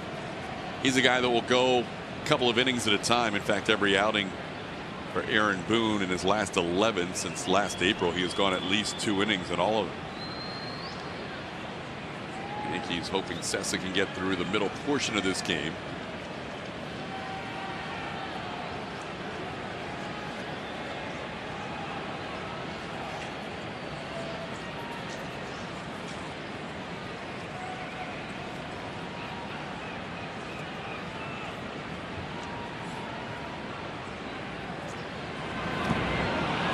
He gets Brantley on 3 pitches. That doesn't happen very often. Brantley goes down.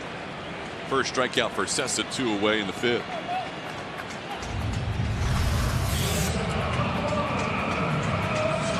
Bottom dropping out of that one. Doing a good job of getting Bregman and Brantley back to back after the first 2 runners get on. So now Carlos Correa will bat. Correa has walked, stolen a base, and struck out.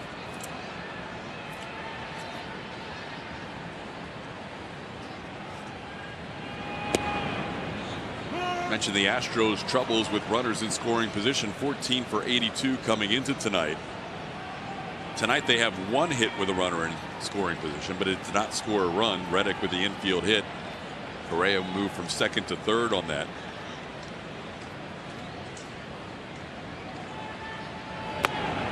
Overall 1 for 6 tonight to go along with a 14 for 82 coming in with runners in scoring position. Correa down in the count 0-2.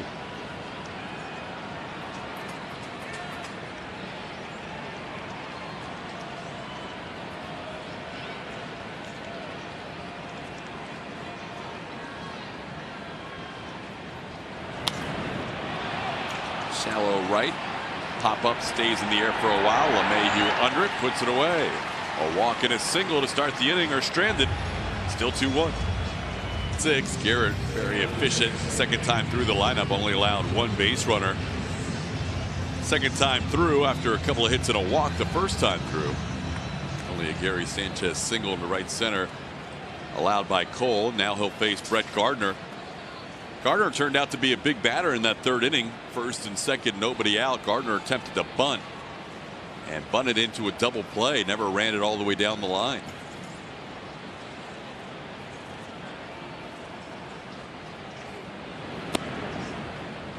Cole with 2/3 strikes to balls coming into this inning. His highest pitch count in any one inning tonight has been 14 in the 3rd. It's been between 10 and 14 for all 5 innings. He starts out Gardner with a couple off the plate. It's 2-0.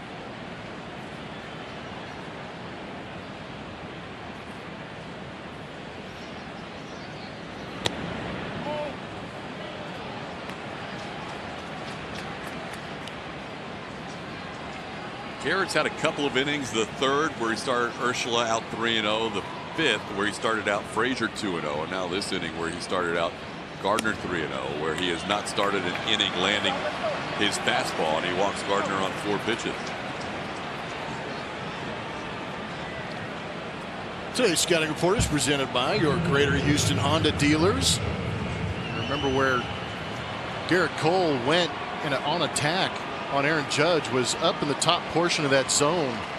That's where we saw Justin Verlander trying to do some damage, but he caught up to a fastball yesterday and took Justin Verlander deep the other way. But kind of interesting, the guy his size is able to get to that inside pitch as well as he does. There's a strike.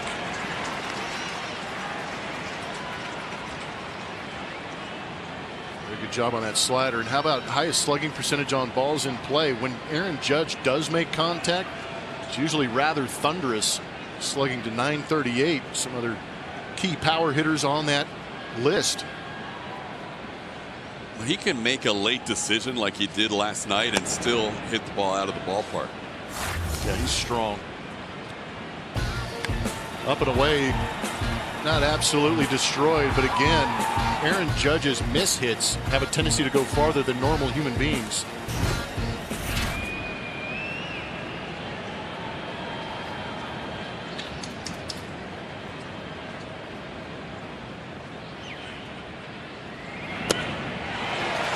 Good power slider to get ahead of the count, 1-2.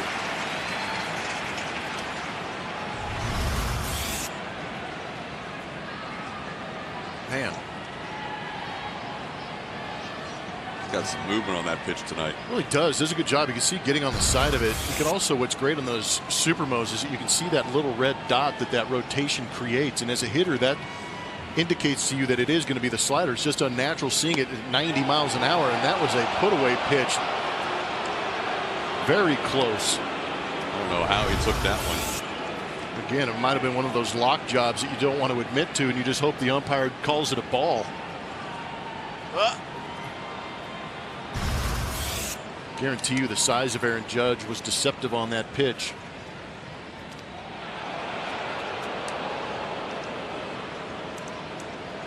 According to Elias, which keeps track of everything, there has never been a baseball player with a combination of 6'7" and 282 in the history of the game before Aaron Judge joined the major leagues.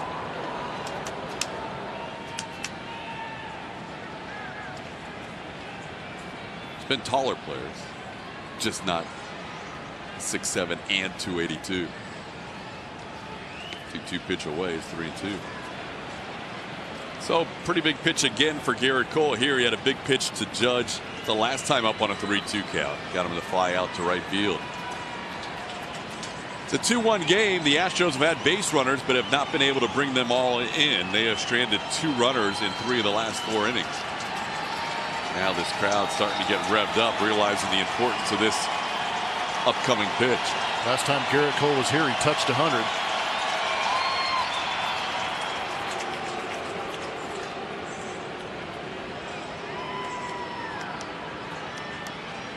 The Astros haven't exactly given Garrett much to work with in his 3 starts. They scored 2 in his first outing at Tampa Bay. They were shut out in his second outing in Texas.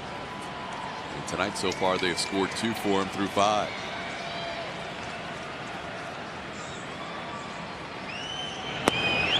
Oh, very close. Just missed the bottom of the zone. And Judge somehow avoids swinging at that 1-2 pitch and the 3-2 pitch and draws a walk. They look like they're touching the bottom part of the zone, but I really think there's this little bit of deception just because of the size of Aaron Judge. How do you take those? I have no idea. He did, and he draws the walk. 3rd walk issued by Cole. Now he faces Luke Voigt, who hit a home run his first time up to straightaway center field. Voigt also grounded out to Bregman. Grounds this one to Correa. Correa to Altuve. Altuve with the turn. Picked by no. Safe at first. Low throw. Yuli couldn't dig it out. Oh, fielder's choice. Voigt reaching on the low throw. Good effort. But just check out Jose Altuve, and he's very thankful that the slide rule is in effect. Oh my gosh. Good try by Yuli on the pick. That was tough, but there was a lot of pressure being put on Jose Altuve with that behemoth of a human coming at him. I can only imagine what Aaron Judge would have done previous days without that slide rule in effect. Altuve would have bounced off the manual scoreboard. A little size difference between the MVP and the runner-up from 2 years ago. Here's Gary Sanchez, now 1st and 3rd and 1 out. You know, Altuve's frustrated out there, even with the big man bearing down on him. That's one he feels like he needs to complete. No, he definitely expects himself to make that play, even with that large human coming at him.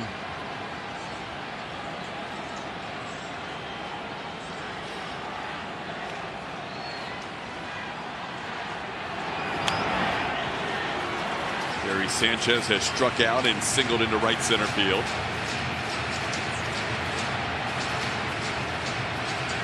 Mentioned earlier, not a lot of at-bats for either team against tonight's starting pitchers. Sanchez and Cole had not met in the regular season prior to tonight.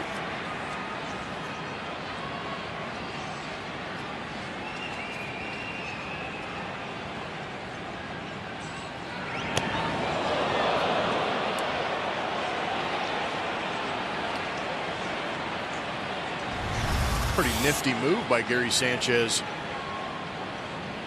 Kept the bat flat and got the head out of the way. It's not easy to do.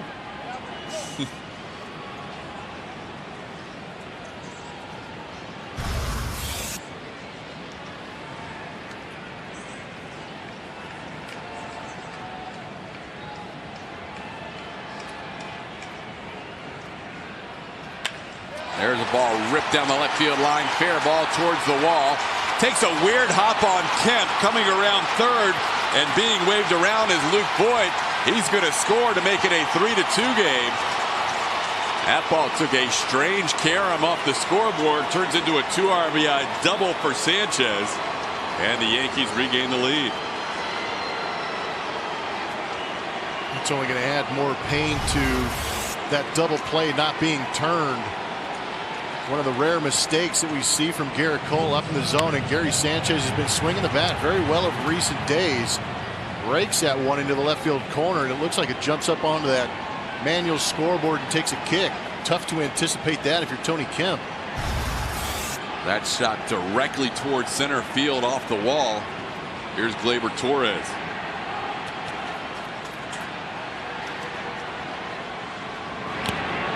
Big swing and a foul at the plate.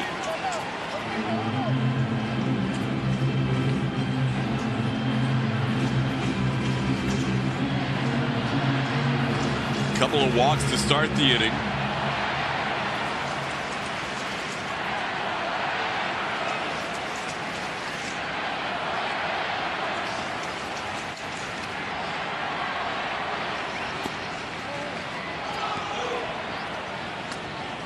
Holds up, it's 1-1.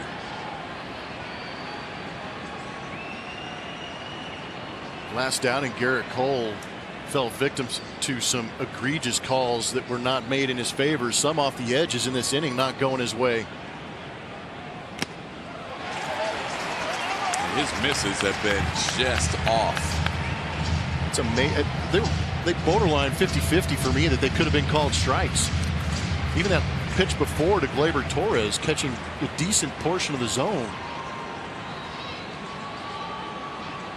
Most pitches in an inning Cole has thrown tonight, still one away.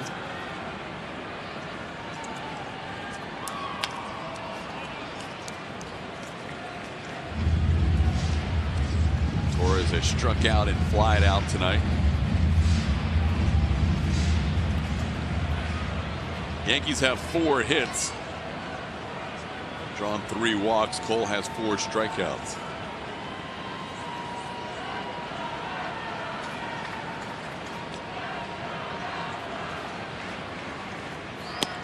Called. Oh, I thought he was going to. Yeah, he did. He fooled me. You got me, Larry. The late trigger. Thought it was a called third strike and then no signal. And then he finally punches out Torres. Whoop. Man, he sure left us in suspense, didn't he? The old Tim McClellan move. Long-time umpire was close to Aaron Judge's size. Took him about 10 minutes to stand up before he'd call a strike. 5th strikeout for Cole. That was like a naked gun when Enrique Palazzo finally called a strike. And he realized the crowd was going to love him. Yeah, strike. TJ LeMahieu bats has lined to center and flied out to right.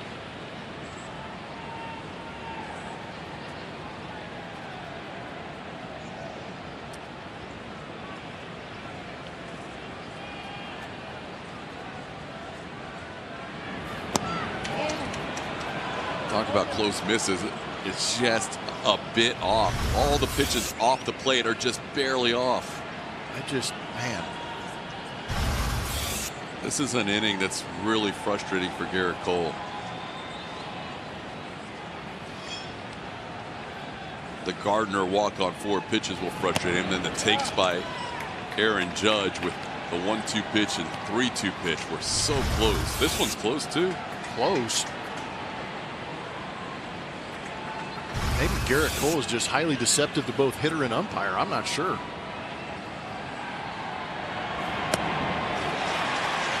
Power slider, 2-2. That was an angry slider. Yeah, I think there's a little steam behind these pitches. There's some angst behind that one. This will be his 25th pitch of the inning. He's not getting the call, so he figured I might as well throw the best one I've got to get the swing and miss. But again, he's throwing a slider at 91 miles an hour. That ball's jumping out of his hand and then breaking.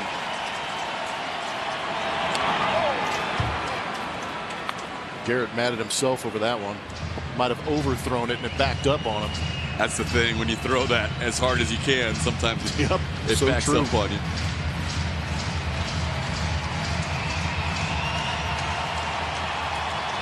Garrett trying to get through this inning. Gary Sanchez a double to give the Yankees a 3-2 lead. Ooh. Get off me. Yeah. Good job by LeMahieu to stay alive, but that was just salvage mode, as you and Baggy like to say. What's that?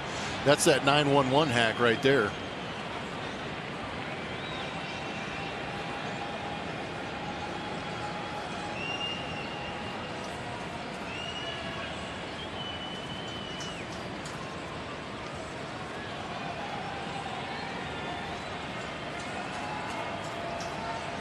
Probably go to that slider now. Just a piece to stay alive. LeMahieu's a good hitter. He's a really good addition to this Yankees lineup.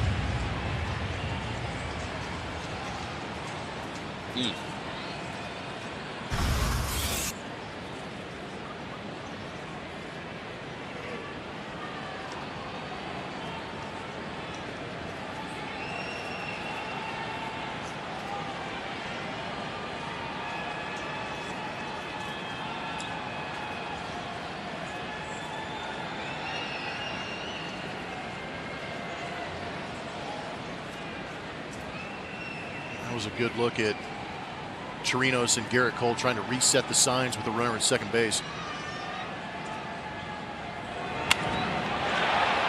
Driven, hooking, foul. Rare changeup. Well, LeMahieu's seen everything in this at bat. EJ coming in batting .406 on the year. Great look at it on the match from Supermo. LeMahieu getting a little bit quick on it.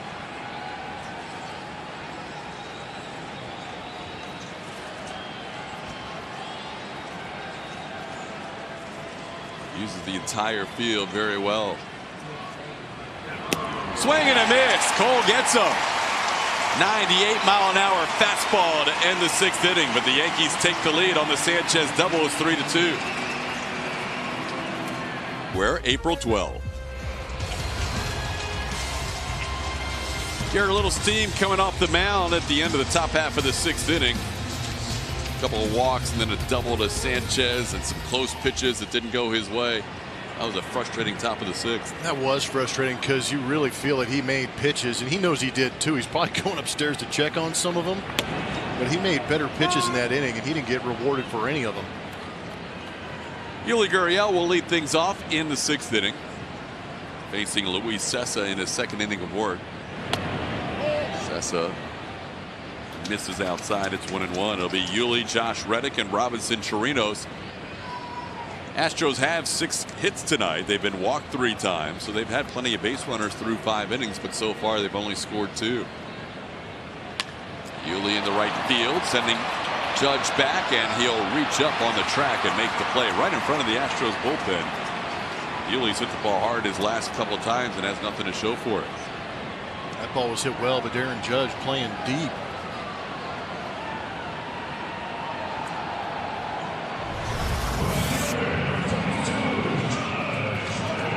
Good piece of hitting on a fastball away.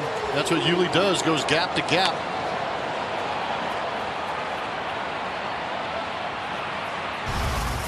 Josh Reddick just missed his first home run of the year his last time up.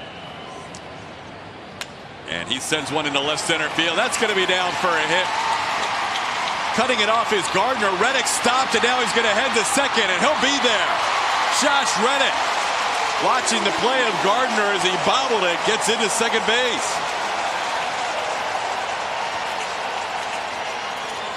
That'll be a single and an error on the Yankee center fielder.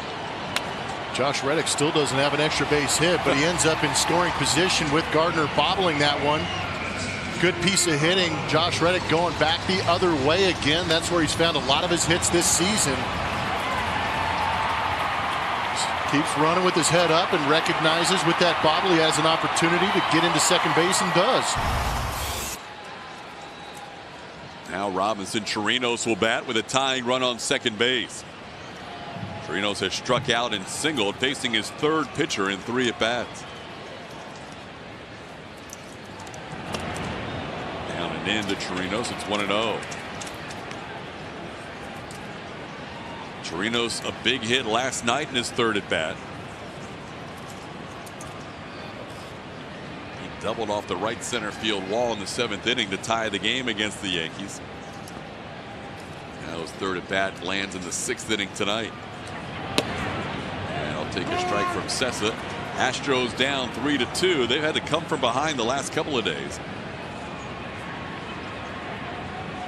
They were down to the A's by 2 runs in 2 different spots. Sunday's game, won that one in walk-off fashion 9-8. They were down 3-1 to the Yankees last night, ended up coming from behind to win 4-3. Tonight they're down by 1. 1-2 the count.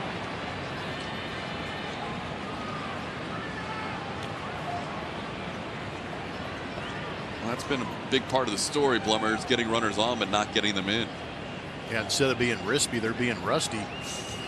To shake some of that off and get back to their old ways.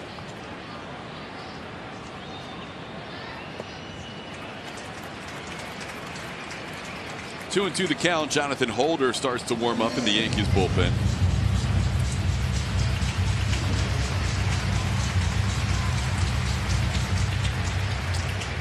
Sessa likes to throw the slider to right-hand hitters more than 50% of the time, and especially when he gets to 2 strikes, trying to get Chirinos to chase on the 1-2 pitch. And this time he freezes him on the 2-2 slider. Stays in the top part of the zone. That's 2 outs. Second strikeout for Sessa. Are you following AT&T Sportsnet on social media? From in-game highlights to exclusive player interviews, find us on Facebook, Twitter, and our new Instagram account for the latest on the Astros all season long. I guarantee you a little bit of that conversation from Chirinos is, I didn't see any of those called for my guy last inning. And Robinson had a lot of close pitches with Garrett Cole last inning that did not go the Astros' way. Austin Romine out to talk with Sessa here as Tony Kemp will bat with 2 outs and a runner on second. And now they'll be joined by Aaron Boone, so maybe a little stall tactic to get Jonathan Holder in this game. Sessa has faced 8 batters so far.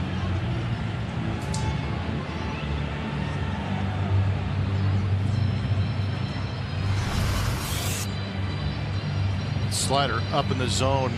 Chirinos hoping it was above the zone. Tell him it's up too much. That's not a strike. We're going to get a new pitcher as Sessa will leave the game. Jonathan Holder will come on with Tony Kemp batting here with a runner on second and 2 outs in the 6th. We'll have more right after this. It's 3. Fine. I've been playing baseball against Aaron Boone since I was about 17. Yeah. And we ended up being teammates. I played against him in college. He went to USC. I went to Cal. Played against him coming up through the minor leagues. And was an eventual teammate in 2009. He only played 10 games in 2009 because he had to have open heart surgery. So that was a bit of a rough season, but it was great to be there really get to know Aaron, one of the good guys in baseball. He was a lot of fun to hang around and be teammates with after trying to beat each other up for a good 20, 25 years. Did his dad or granddad ever come out to those games, Bob or Ray? I've met Bob, but I didn't meet Ray. And I played a lot of golf with his brother Brett. The Boone. What's that? He's the Boone. Brett is? Brett is the Boone. Yes. Of all the Boones. Of all the Boones, he is the Boone.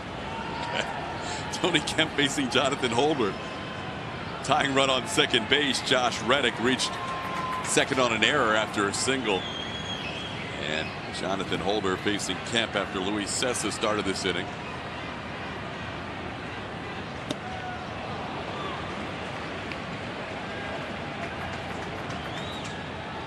'25-year-old.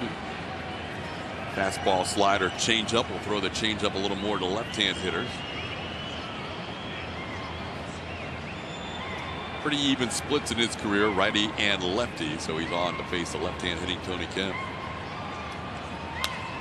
Kemp pops one into center field. Gardner is there and puts it away for the final out of the 6th inning. Runs in the first 13 games. They hit another one tonight, at least one. Not too many people saw that coming from the Seattle Mariners. Jay Bruce has 6. Tonight they have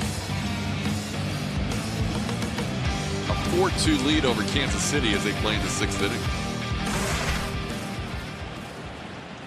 So Garrett Cole back to work. He came off the last inning with his highest pitch count by far of any inning in the game. Had to throw 29. Many of those are high intensity pitches as he delivers the first one to Clint Frazier for ball 1.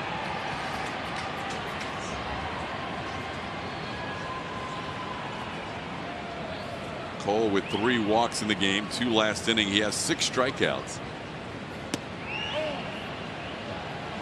And he misses the top of the zone. It's 2-0.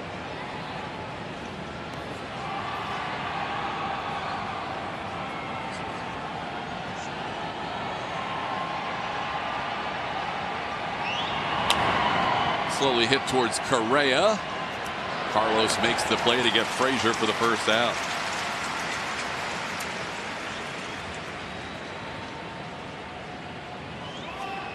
So far, it's been one of those years for Garrett where it just doesn't seem like he's had the best fortune on his side. Yeah, really early on, I feel like he has worked the hardest and been rewarded the least. And I don't mean that in a run support sense. I feel like, I mean, he's going to strike out about 45 guys, I feel like, about right now, the way he's been throwing the ball here. He knocks Torres down with a swing on a fastball inside. Torres goes down as he swings.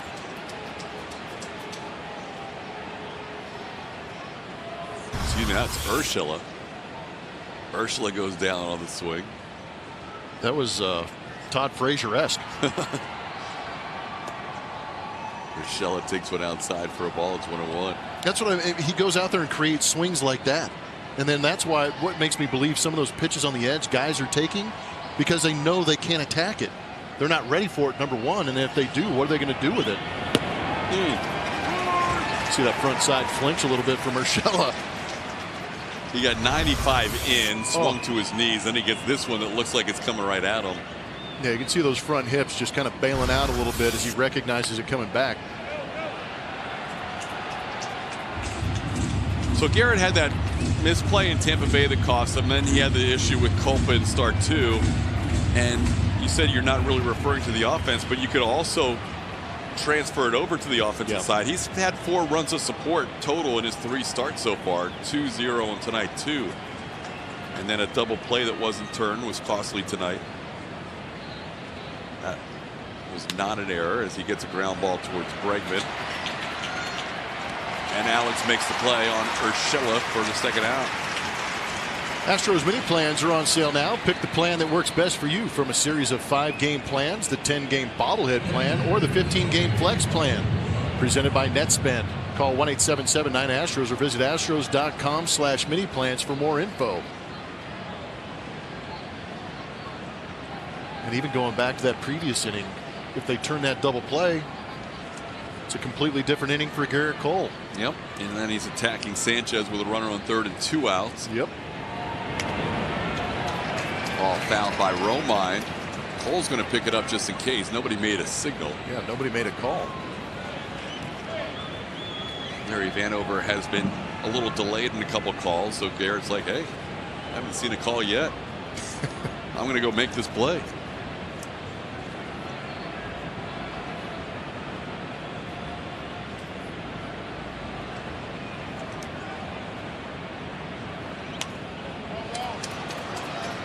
Cole ahead of Romine 0-2. Garrett had 6 strikeouts tonight in 6 2/3 innings. Came in with 19 strikeouts on the season.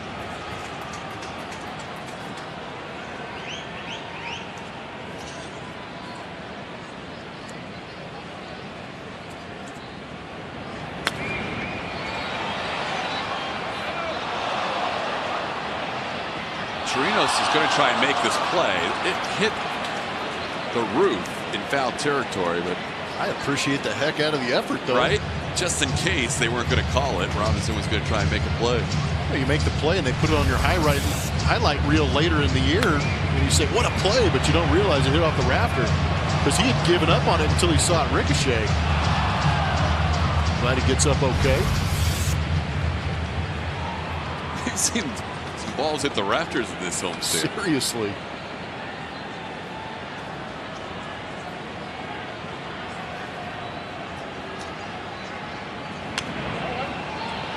Went into the upper deck.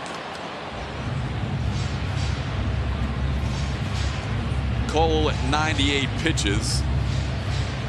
AJ would like to see him get through 7. Beyond that, probably head to the bullpen. Cole's thrown 101 and 105 in his first 2 starts.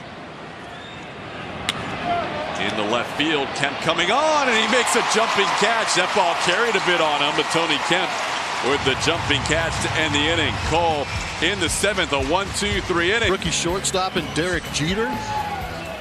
Young 24-year-old. Joe Torre leading the way. That was a special time in Yankee history, having that good of a ball club playing as well as they did.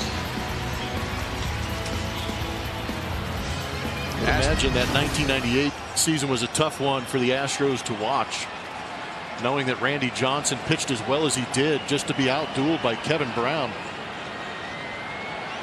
Astros looking for their own little dynasty here. 2 straight years of 100 wins. They've been in the postseason 3 out of 4 seasons. George Springer will lead things off. Goes down to a knee as he misses the breaking ball from Jonathan Holder to start the bottom half of the 7th inning. Astros begin the inning with bullpen action. Hector Rondon warming up. That means Garrett Cole's night probably is over. For Cole, 7 innings of 4-hit, 3-run baseball. Astros would love to score him a run or 2 here. As George takes one down low for a ball, it's 1-1. This is where one game can bleed over to another. You would think Adam Ottavino is not in the plans tonight for Aaron Boone, having thrown 30 pitches last night and 27 pitches 2 nights prior to that. Springer takes a strike. It's 1-2.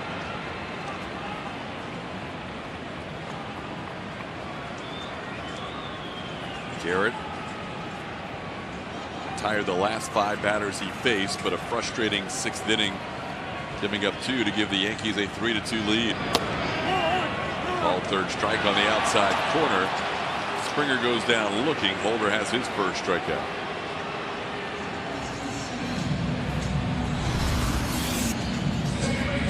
Holder getting the call in a corner that Garrett Cole had been working all evening. Very similar spots. Well, here's Altuve. Jose hitting his 3rd home run of the year in the 3rd inning to give the Astros a 2-1 lead. Also singled his last time up.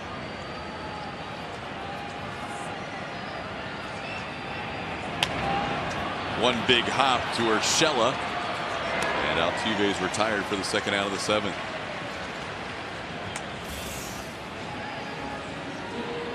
Young Derek Jeter, during that stretch of World Series championships, Won the MVP in 2000, but man,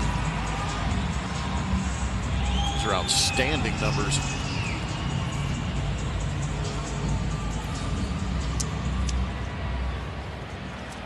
Alex Bregman's mom's favorite player. Here is Alex. That is not why Alex wears number 2, though. That has more to do with where he was drafted overall.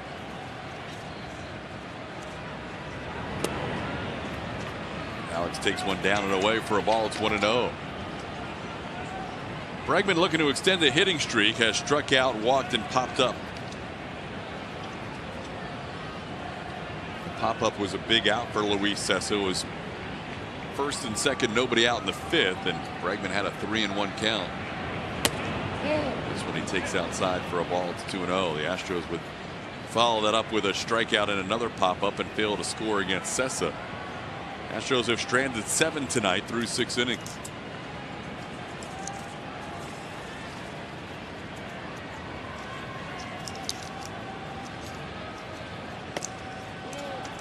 Three and 0, the count to Alex.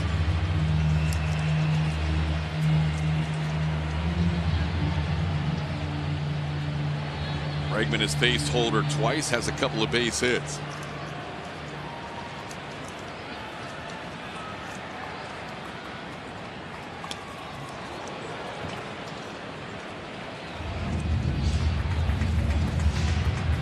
A pretty good pass of that 3-0 fastball. It's now 3-1.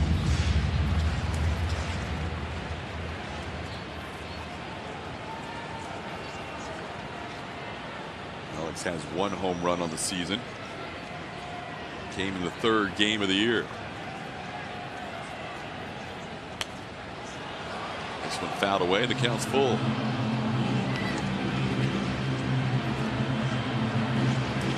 Older guy out of Mississippi State.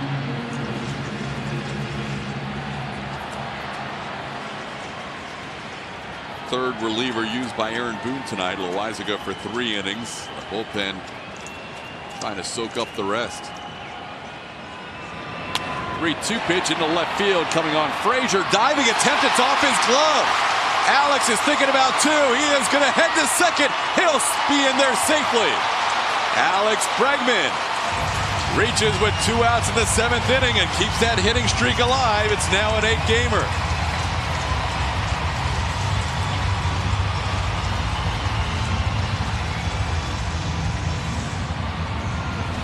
Couple of near misses for Frazier tonight. Yeah, he was on full assault on this line drive off the bat of Alex Bregman. Diving in is not an easy play, and off the tip of the glove leads to multiple bases for Alex Bregman, trying to get things going here with 2 outs. Well, Brantley reached on a double off the top of Frazier's glove his first time up. He's also gone the other way for a single tonight against the shift and struck out. He's 2 for 3.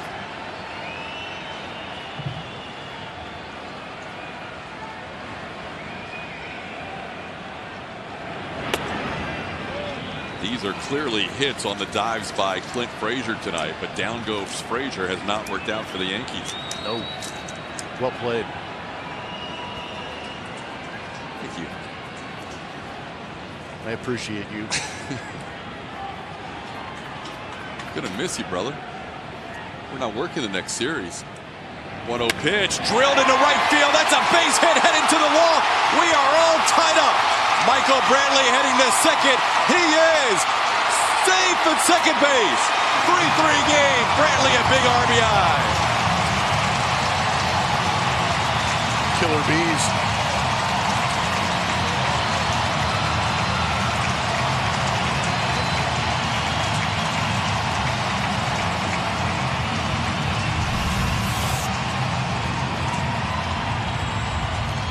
Michael Brantley just dropping the head on this pitch and lacing a rocket into right field. Aaron Judge playing well off the line. Took him a while to get there, and he has a very good arm, but Michael Brantley testing it, running right in his face. Slides in safely. Driving in Alex Bregman. Astros trying to get things going. 3rd double on the season for Michael Brantley. couple of two-out doubles has this crowd revved up. We're all tied at 3. A new pitcher when we come back. He gets 13%. It's real tough to argue with that, considering the year he had last year and the year he is getting off to here in 2019. Go ahead run on second base with 2 outs, and the new pitcher for the Yankees is Chad Green. Chad Green is fastball, slider, split fingered, averaging close to 95 miles an hour with that fastball in 4 games this season. He's pitched in 4 1/3 innings. Doing a good job with that opponent batting average at 164. He's also got good numbers against the Astros. 65% fastball, 35% slider against right-handed hitters. Last time he faced Carlos Correa, Correa hit a home run. Doesn't chase the pitch up, or he does, says Alfonso Marquez. That's strike 1. Fans have not enjoyed the calls by the home plate, or in this case, the first base umpire tonight.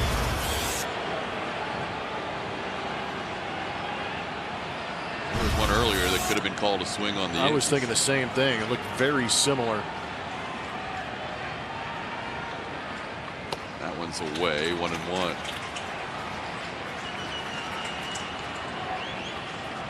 Last year on May 3rd, Chad Green faced Correa in the bottom half of the 8th inning, and Correa would hit a home run against him on a 2-2 pitch. Down to the count here, 1-2.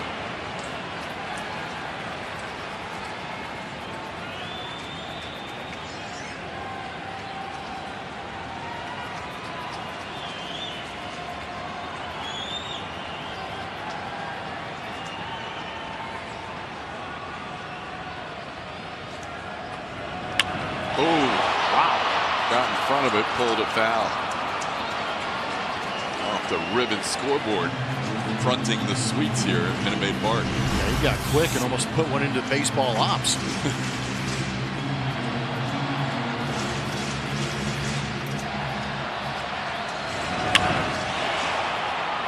Carlos knew it. Got the pitch he wanted, and he just got a little too quick. Sometimes you can be a little amped up, especially when you guess right.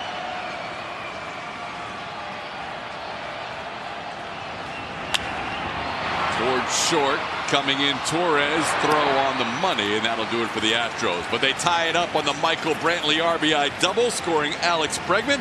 New ballgame, tied at 3. TV for details. Jim Barkley loved going to the Dome with his Triola Lane neighbors, Todd Callis and my mom Jasmine, while Dad called the game in the booth. That's where we used to live, Triola Lane. There you go. Good to see Jim checking in. Sometimes got to go to the clubhouse and get autographs. We went to a bunch of games when I guess it was between from birth to age 5, so I don't remember a lot. But do remember going to the Dome as a youngster for sure. Hector Rondon, the new pitcher. Love hearing all those stories. In 4 games this season, Hector Rondon has pitched in 4 innings.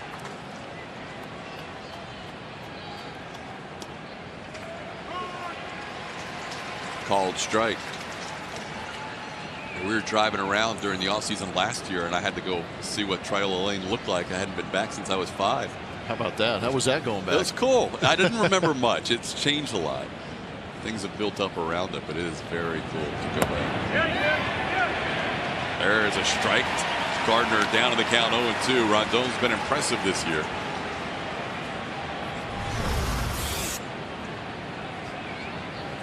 Good call.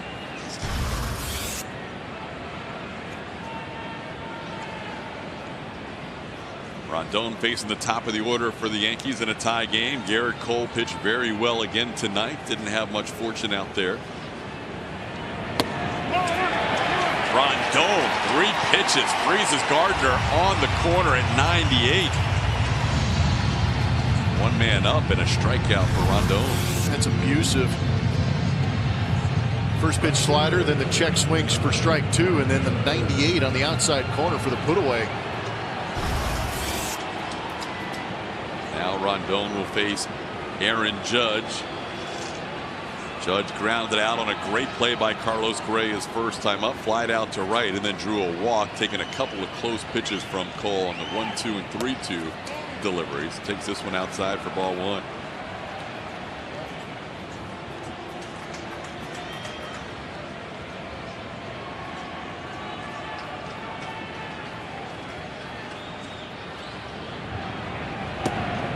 As opposed to a lot of hitters to start the season who struggle sometimes coming out of the gates, April has been the best month of Judge's career. 314 batting average in April and an 1124 OPS.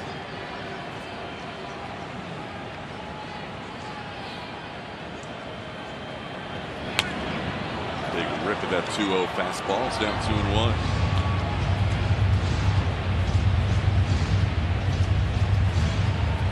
Some of that bullpen use in the last 5 days. Osuna with 3 innings. That's what A.J. Hinch is writing down on his lineup card every time he goes in to manage a ball game. He wants to know where those bullpen guys are at, how many innings, and what determines how he uses them. Judge grounds that 98-mile-an-hour fastball and sends it into right field for a base hit. He's on for the second consecutive time. 1 out, base runner. Julia?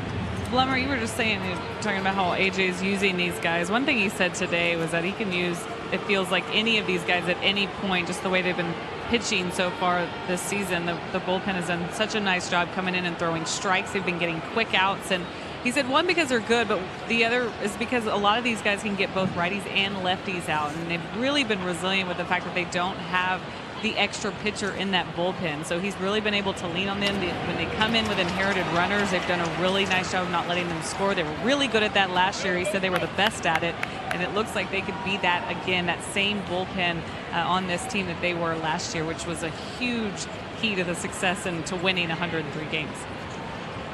No doubt about it. The Astros haven't had many inherited runners for the relief pitchers when they've come in. Will Harris has been the lone reliever who's come in with runners on, and he has stranded all 4 inherited runners, including one with Verlander first and third, nobody out.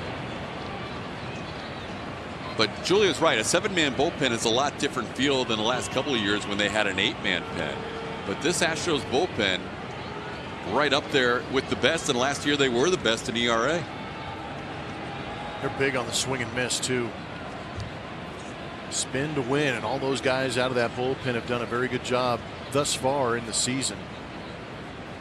They have 4 different arms, including Rondon, that average 95 plus with a fastball out of the pen. Now it's 1-2. They will get an extra arm in that pen beginning as early as tomorrow if needed. Brad Peacock, who had been the number 5 starter in the rotation, will get skipped on this next road trip. So Peacock will work out of the bullpen, and by the time the Astros come back from that trip, they'll need another 5th starter. Brad will provide AJ a little more flexibility for the 3-city swing, or tomorrow if needed. Swing and a miss. Rondon gets him at 97. Voit goes down swinging. Hector a couple of strikeouts in this inning. Stay tuned for the Astros postgame show presented by Whataburger. Kevin Eschenfelder and Mike Stanton. Altuve hits his 100th career home run. Colin McHugh will be on the mound tomorrow for the Astros in the final game of this 3-game series against James Paxton. And Julie, as always, will have interviews after this game.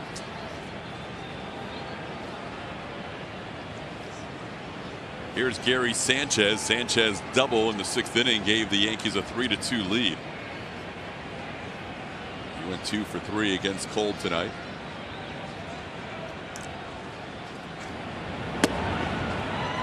Only 4 hits allowed by Garrett in those 7 innings.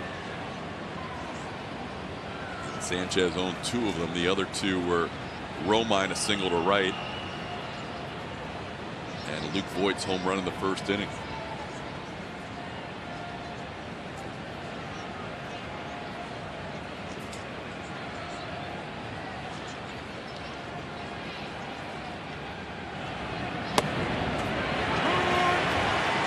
Strike called, 1-1.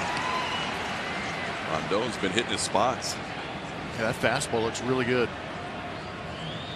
Velocity up a little bit too against these New York Yankees.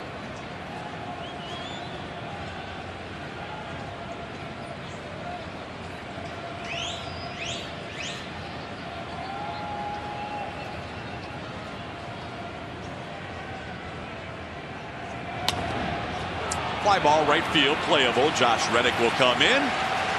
Puts it away. One hit, one man left on base. Reddick after Gurriel and then Chirinos. The 67 program of the first game in the Dome with AstroTurf. That was 2 years later in 1967.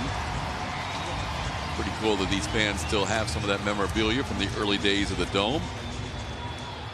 David's Uncle George broadcast the Astros in Lafayette, Louisiana for their first 10 years.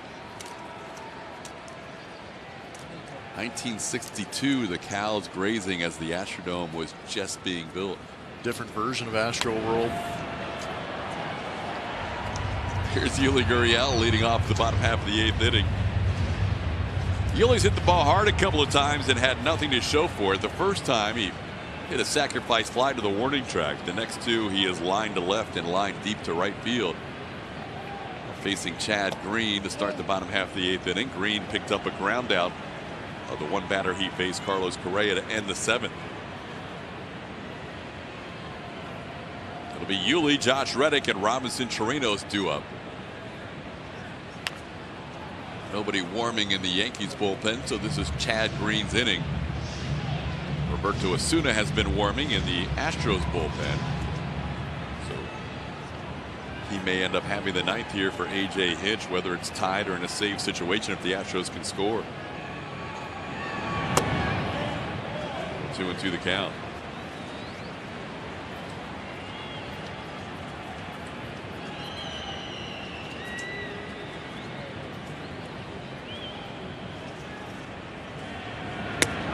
Upstairs with the fastball, 3-2. Astros last year against the Yankees did not score a ton of runs. The Yankees held them to less than 3 runs per game. Last night, the Astros managed 4 runs and a come from behind victory. Yuli off the end of the bat, coming on Frazier, and it's going to drop in front of him. Yuli with a base hit. Maybe the lowest exit velocity of his 4 at bats, but he'll take that hit as he is a leadoff base runner, the go-ahead run in the 8th. Frazier had gone down too many times and he opted out of this one. Not even going to give it an effort. A slider off the end of the bat. You're right. Sounded like it may have broken the bat too, but just enough to get it out there in the outfield right in front of Clint Frazier to lead off this inning. That'll bring up Josh Reddick. He has a couple of hits tonight. And Reddick takes one away. Reddick a single to left, turned into 2 bases when Brett Gardner bobbled, and Reddick took advantage by getting the extra 90 feet.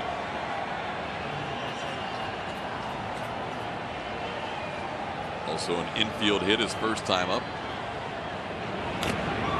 That one takes the mask off Larry Vanover. Wow.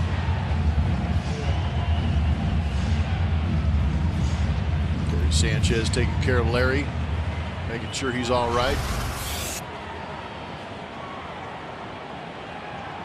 Ooh, double whammy.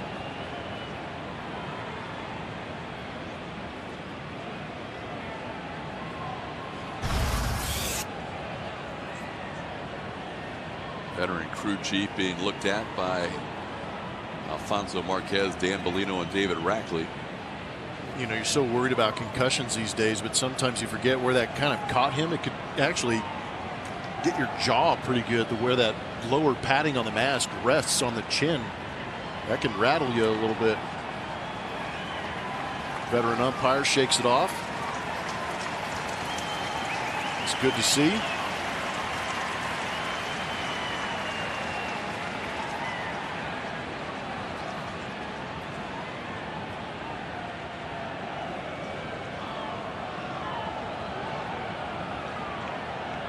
I think I said Sanchez was catching, but it's Austin Romine. I apologize.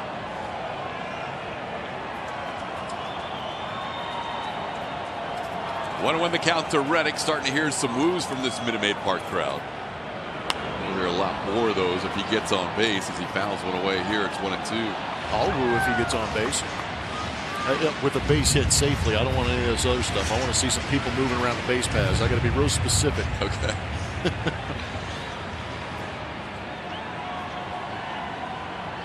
Josh has hit in 7 of his last 8 games. Has that season average up to .313 as he fouls one into the upper deck, staying alive.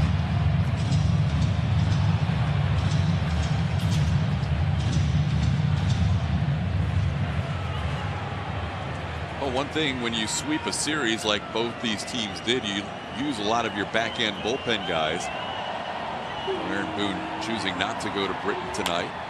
This ball into center field, sending Gardner all the way back. He'll make the play.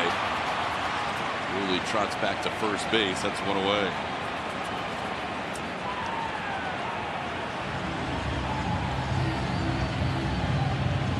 I'll bring up Robinson Chirinos.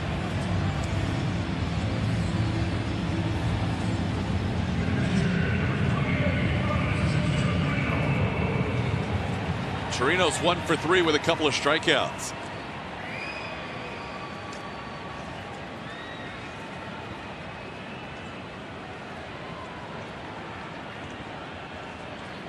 Astros and Yankees tied at 3. The Astros have twice as many hits, 10-5.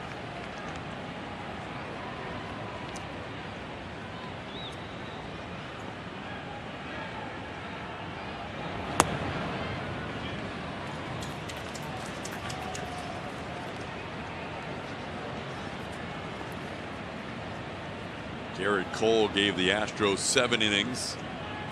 His opponent, Jonathan Loaizaga, lasted 3 innings tonight for the Yankees.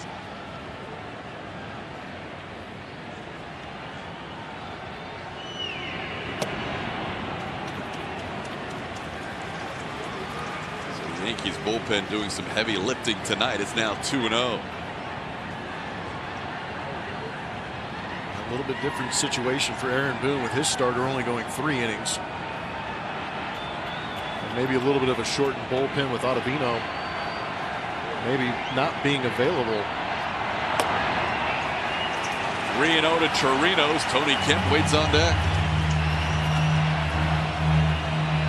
Chirinos will probably take at least 1 here.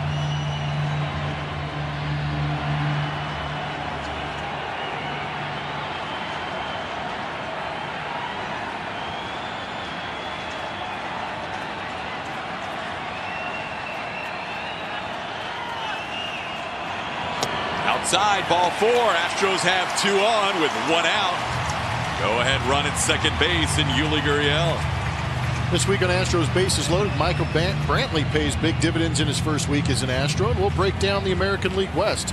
All that and more on Astros Bases Loaded after the game, only on AT&T Sportsnet. Tony Kemp looking for his first hit tonight. He flied out deep to right field his first time up, grounded into a double play, trying to shoot one back through the middle, and then flied out to center field his last time. That's the 4th walk allowed by Yankees pitching tonight to go along with the Astros' 10 hits.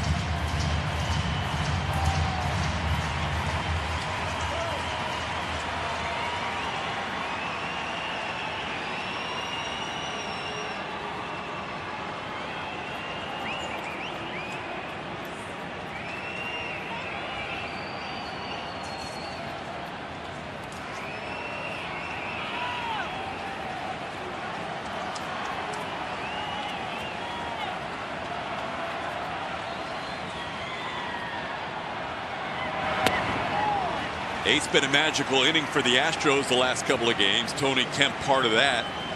He hit a home run in the 8th against Lou Trevino 2 games ago that brought the Astros back within 1. Astros would score another run in that inning to tie it up and then win it in the 9th. Yesterday, Carlos Correa with the 8th inning game-winning hit on a ball up the first baseline. Kemp looks at one for a strike. It's 1-1. So they're beating some of the best, Blummer. I don't think many times this year Lou Trevino and Blake Trinan are going to get beat with a 2-run lead. Same thing with Zach Britton and Adam Ottavino. Yeah, if you just put those names up there and asked fans what happened, it wouldn't be what you're seeing on there with the Astros beating them.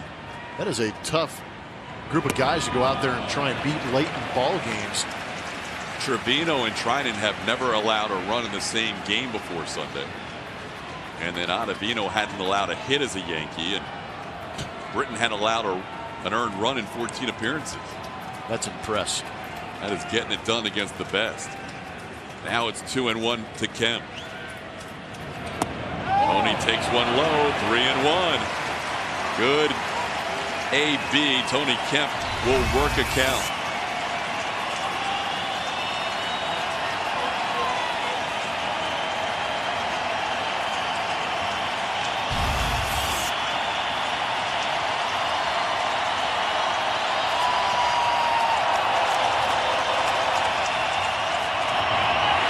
Ball four, ball gets through.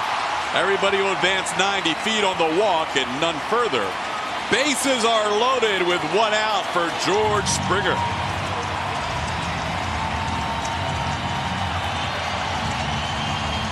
Larry Rothschild, the pitching coach for the Yankees, will come out and talk to Chad Green.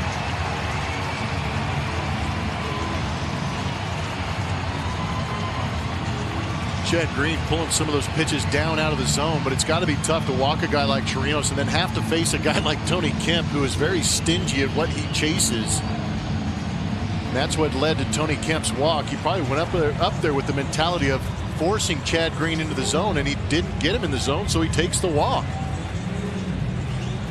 Golden opportunity for the Houston Astros right here late in this ball game again. Astros will take just one or two here, but George Springer does have 5 career grand slams. The first of his career came April 6th, 2016 at Yankee Stadium against this team and Michael Pineda. Gurriel on third, Chirinos on second, Kemp on first, one out in the bottom half of the 8th. Big swing, no contact at 96. George has seen Chad Green twice in the regular season. Make that 3 times. He's 1 for 3 with an RBI. He was trying to hit a sac fly to the courthouse.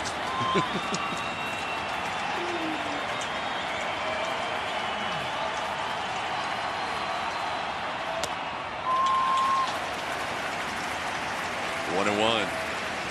31,009 tonight at Minute Maid Park. Many of them standing right now.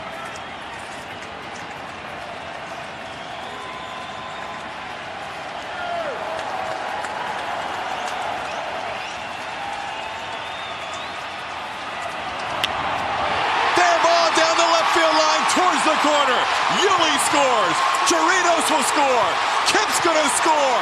George Springer. Oh no, Kemp falls down, and now he's stuck between third and home, and he's going to get back to third. A 2 RBI double. It's 5-3 Astros. Tony Kemp is as excited as I was about him scoring, and he got a little caught up in his own feet. But man, what an AB. What an adjustment by George Springer. Talked about the behemoth hack to get the first strike against him. He shortens up, gets a fastball in the zone, and rakes it down the line. Command, a real issue for Chad Green, and he left this one out of the play. And George shortened the swing, got the barrel to it, and let the ability take over by just barreling this up and shooting it down that left field line. Everybody doing a good job freezing on the line drive. Tony Kemp got a heck of a jump. As he turns third, he gets a little excited and catches a spike. Man down. Still able to get up and get back safely to third base, thankfully. George gets the 2 RBIs instead of the 3. He's fired up. Astros lead 5-3. We'll have a pitching change. Minute Maid Park is all revved up in the bottom half of the 8th. Run lead here, and he is hyped. As excited as I've seen George Springer in a while, guys. Yeah, he let it all out on that double. He should. I love it. We all love the excitement that George brings, but I think there's a little extra because of the adjustment he made in the at-bat. It was great to see him stay within himself after taking that big swing to fall behind 0-1. That's what I love seeing that from guys who make adjustments in big moments. Infield comes in with Tommy Kahnle on the mound. Kahnle's a power arm, 96 miles an hour averaging on that fastball. He also has a changeup and a slider. Jose Altuve 2 for 4, including his 100th career home run in this game. As he takes the slider away for ball 1. I would say that this situation right here is advantage Altuve, just considering the alignment. The infield is playing him in, but they are shifting him. And that move you just saw Jose Altuve make was telling himself to go the other way because it is wide open spaces on the right side.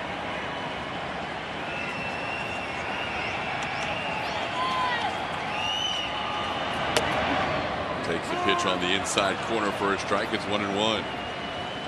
Canely, the 5th relief pitcher used by Aaron Boone tonight. Astros scoring 2 this inning. Those 2 runners are also the responsibility of Chad Green.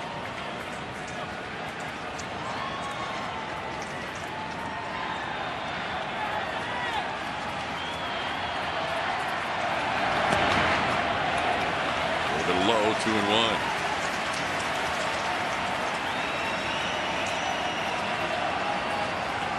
Canely, 29-year-old, throws a high percentage of fastballs this year to right-hand hitters.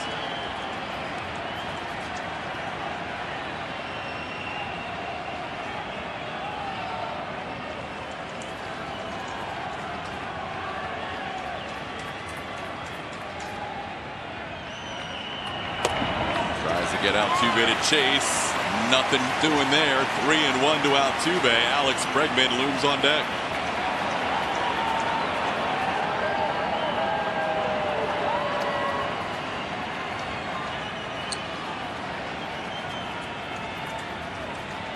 Astros have already drawn 2 walks in the inning. Chirinos and Kemp.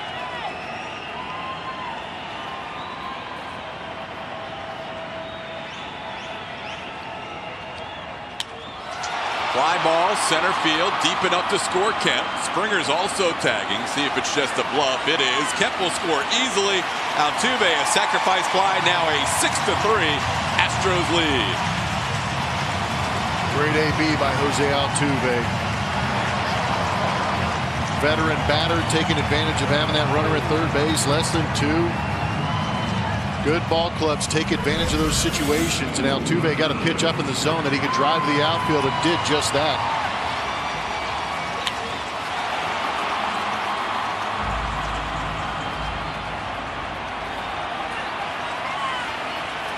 Well, Kemp does eventually come in to score on the sac fly.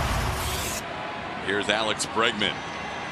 Bregman extended his hitting streak with a double his last time up off the top of the glove of Clint Frazier. He would score the tying run on a double by Michael Brantley. Alex takes a strike.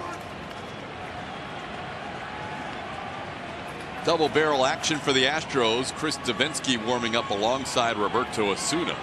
Osuna has pitched in each of the last 2 games for the Astros.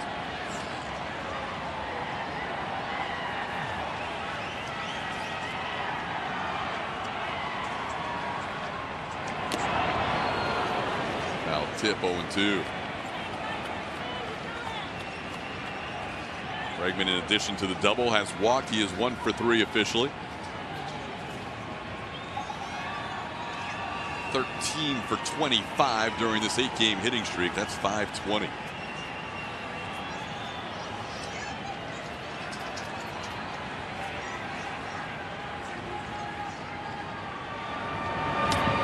Ball gets away on the slider. Alex is a strikeout victim. Will he be safe? Yes.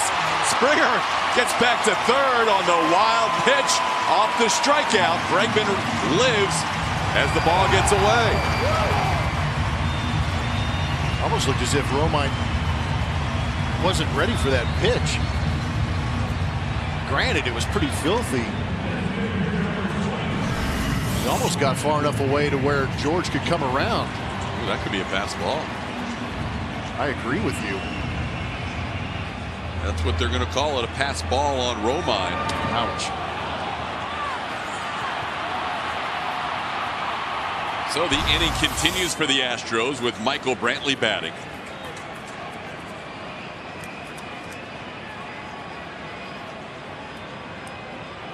Brantley 1 for 3 in his career against Canely with a double and a couple of strikeouts. Ball away.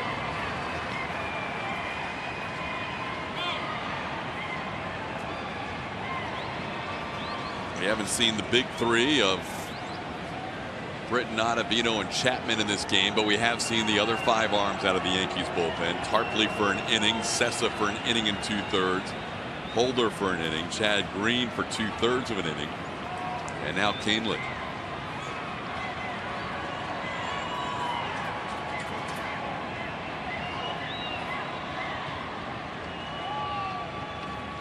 Bregman on the move. They won't even attempt to throw.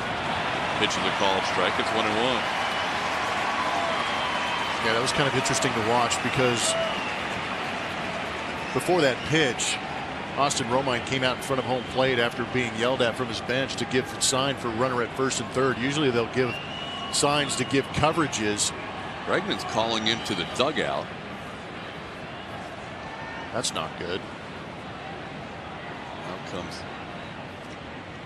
A.J. Hinch. After he got to second base, Alex called into the dugout, and he's going to leave this game, it looks like. Wow.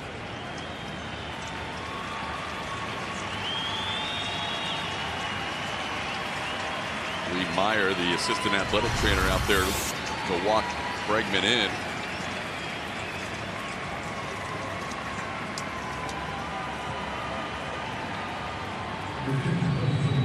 Didn't look terrible, but kind of makes you wonder when he pointed to the dugout if he hadn't already talked to the trainers about something bothering him. Well, Ledmus Diaz will pinch run here for Alex Bregman, who reached on a strikeout and a pass ball.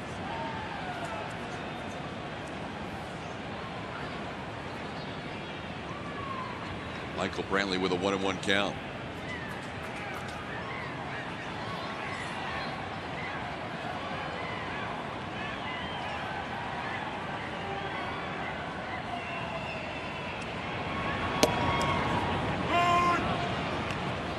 Getting back to the point is when Austin Romine came out on the first and third situation, there's usually a sign to give coverages on who's covering, if you're going to throw down to second or if you're going to throw down to third.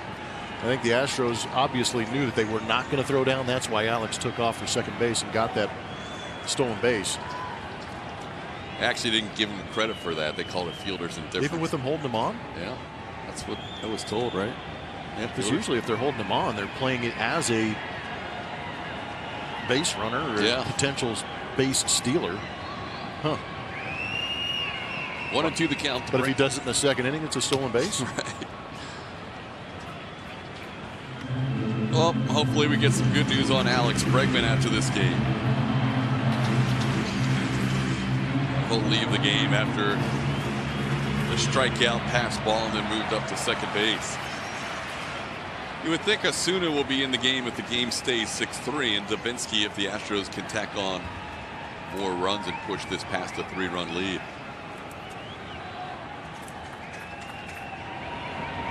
Swing and a miss. Kahnle ends up striking out Brantley. But the 8th inning, another good 8th for the Astros. This time 3 runs scored, 6-3. George Springer rips a ball into the corner. He's fired up as 2 and almost 3 runs came around to score. Against a team he faced quite a bit in the New York Yankees. He has been very interesting to watch on the mound. He has several pitches, and he also mixes up that delivery to keep the timing of the hitters off. In 5 games, there you see it, 3 for 3 this season in 2019. Goes hard, averaging 95.5 miles an hour, but also mixes up speeds, throwing the changeup, cut fastball, slider.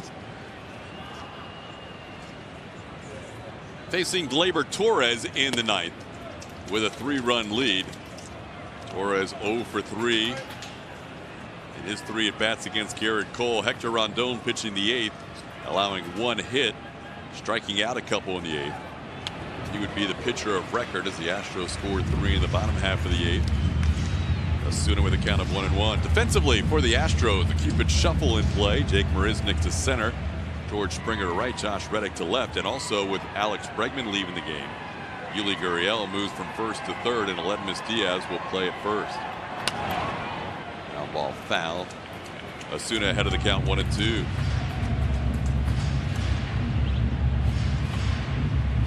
Astros scoring 2 runs in the 8th inning Sunday against Oakland to tie it. Scored a run in the 8th inning last night to win it. And now trying to do the same tonight with a 3 spot in the 8th. Just missed inside, 2-2. Osuna, even though he's pitching in the 3rd straight game for the Astros, only needed 6 pitches to record 3 outs in last night's victory. Yeah, typically that's not something A.J. Hinch likes to do. Like TK is saying, it wasn't very taxing on that right arm. And I'm sure he has the conversation before games start whether or not they're going to be available. And Osuna up to the challenge. You would think more than likely that takes him out of the equation for tomorrow's finale to this homestand. But what we were saying earlier, when you win a number of games in a row and the Astros going for a 5-0 mark on this homestand, you're using your elite guys at the back end quite often. This ball in the right field. Springer doesn't have to move very far. And that's 1 away in the 9th. Speaking of Springer, get here early for the April 22nd Astros-Twins game, as 10,000 fans will receive a George Springer replica orange jersey presented by Coca-Cola. For tickets and info, visit astros.com/promotions. Astros trying to win their first 2 contests of the year against the Yankees and move to a perfect 5-0 at home.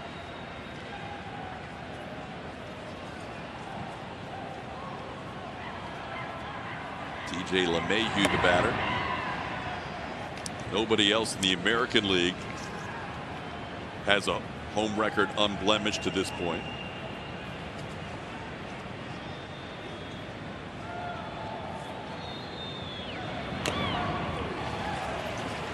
One and 1 to count. But after going 2-5 against the Yankees last year, and everybody again thinking it's going to be a battle of the superpowers, it's been the same 4 teams the last 2 years. In the ALDS, it's been the Astros, the Yankees, the Red Sox, and the Indians. 2017 and 18. You want to try and make a statement early. This was, even though it's early in the season, a pretty significant series between these 2. Yeah, you may not admit it openly, but we can definitely assume that that is the case, because I feel that way. It does mean a lot. It's not too often early in April you actually have an opportunity to have statement games, but it's also a statement homestand in the sense that they got off to such a rough start. What a way to bounce back by sweeping the A's and potentially taking 2 out of the first 3 against the New York Yankees. I agree with you. The atmosphere in that clubhouse is going to be pretty good if they're able to get this ball game right here, looking for a potential sweep tomorrow.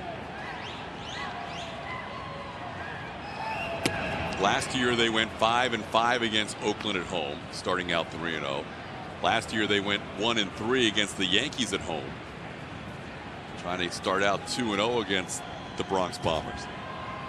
3-2 the count to DJ LeMahieu. LeMahieu is lined to center, fly to right, and struck out. This one way up in the air on the infield. Aledmus Diaz calls off Altuve, but he doesn't know the rule. And there's 2 away. Astros baseball on AT&T Sportsnet is presented by Toyota. Let's go places.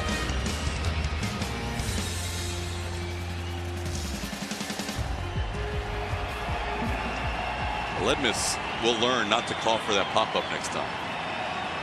Yeah, he just kind of laughed. Out of the way. He just kind of laughed afterwards. Altuve's like, you don't know everything on this side. I got it. Yeah, we just need to show him a Kelly League highlight reel. Having a good time with that. As Clint Frazier will bat. Kelly League, I like it. 1-0 pitch misses upstairs. It's 2-0. Frazier struck out, lined out to left, and grounded out. He's also had a couple of tough chances in left field and not come up with them. The Brantley double, the Bregman double. There's a strike from Osuna. It's 2-1.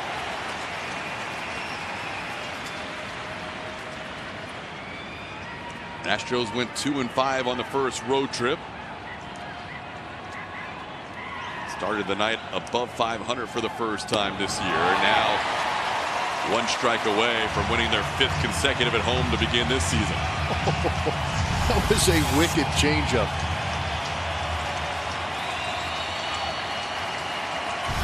Nicely done, Roberto.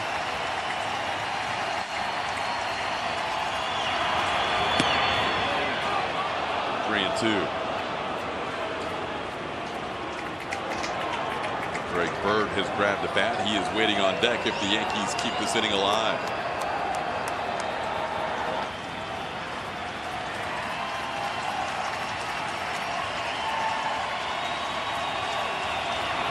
Swing and a miss. Astros win 6-3 the final score.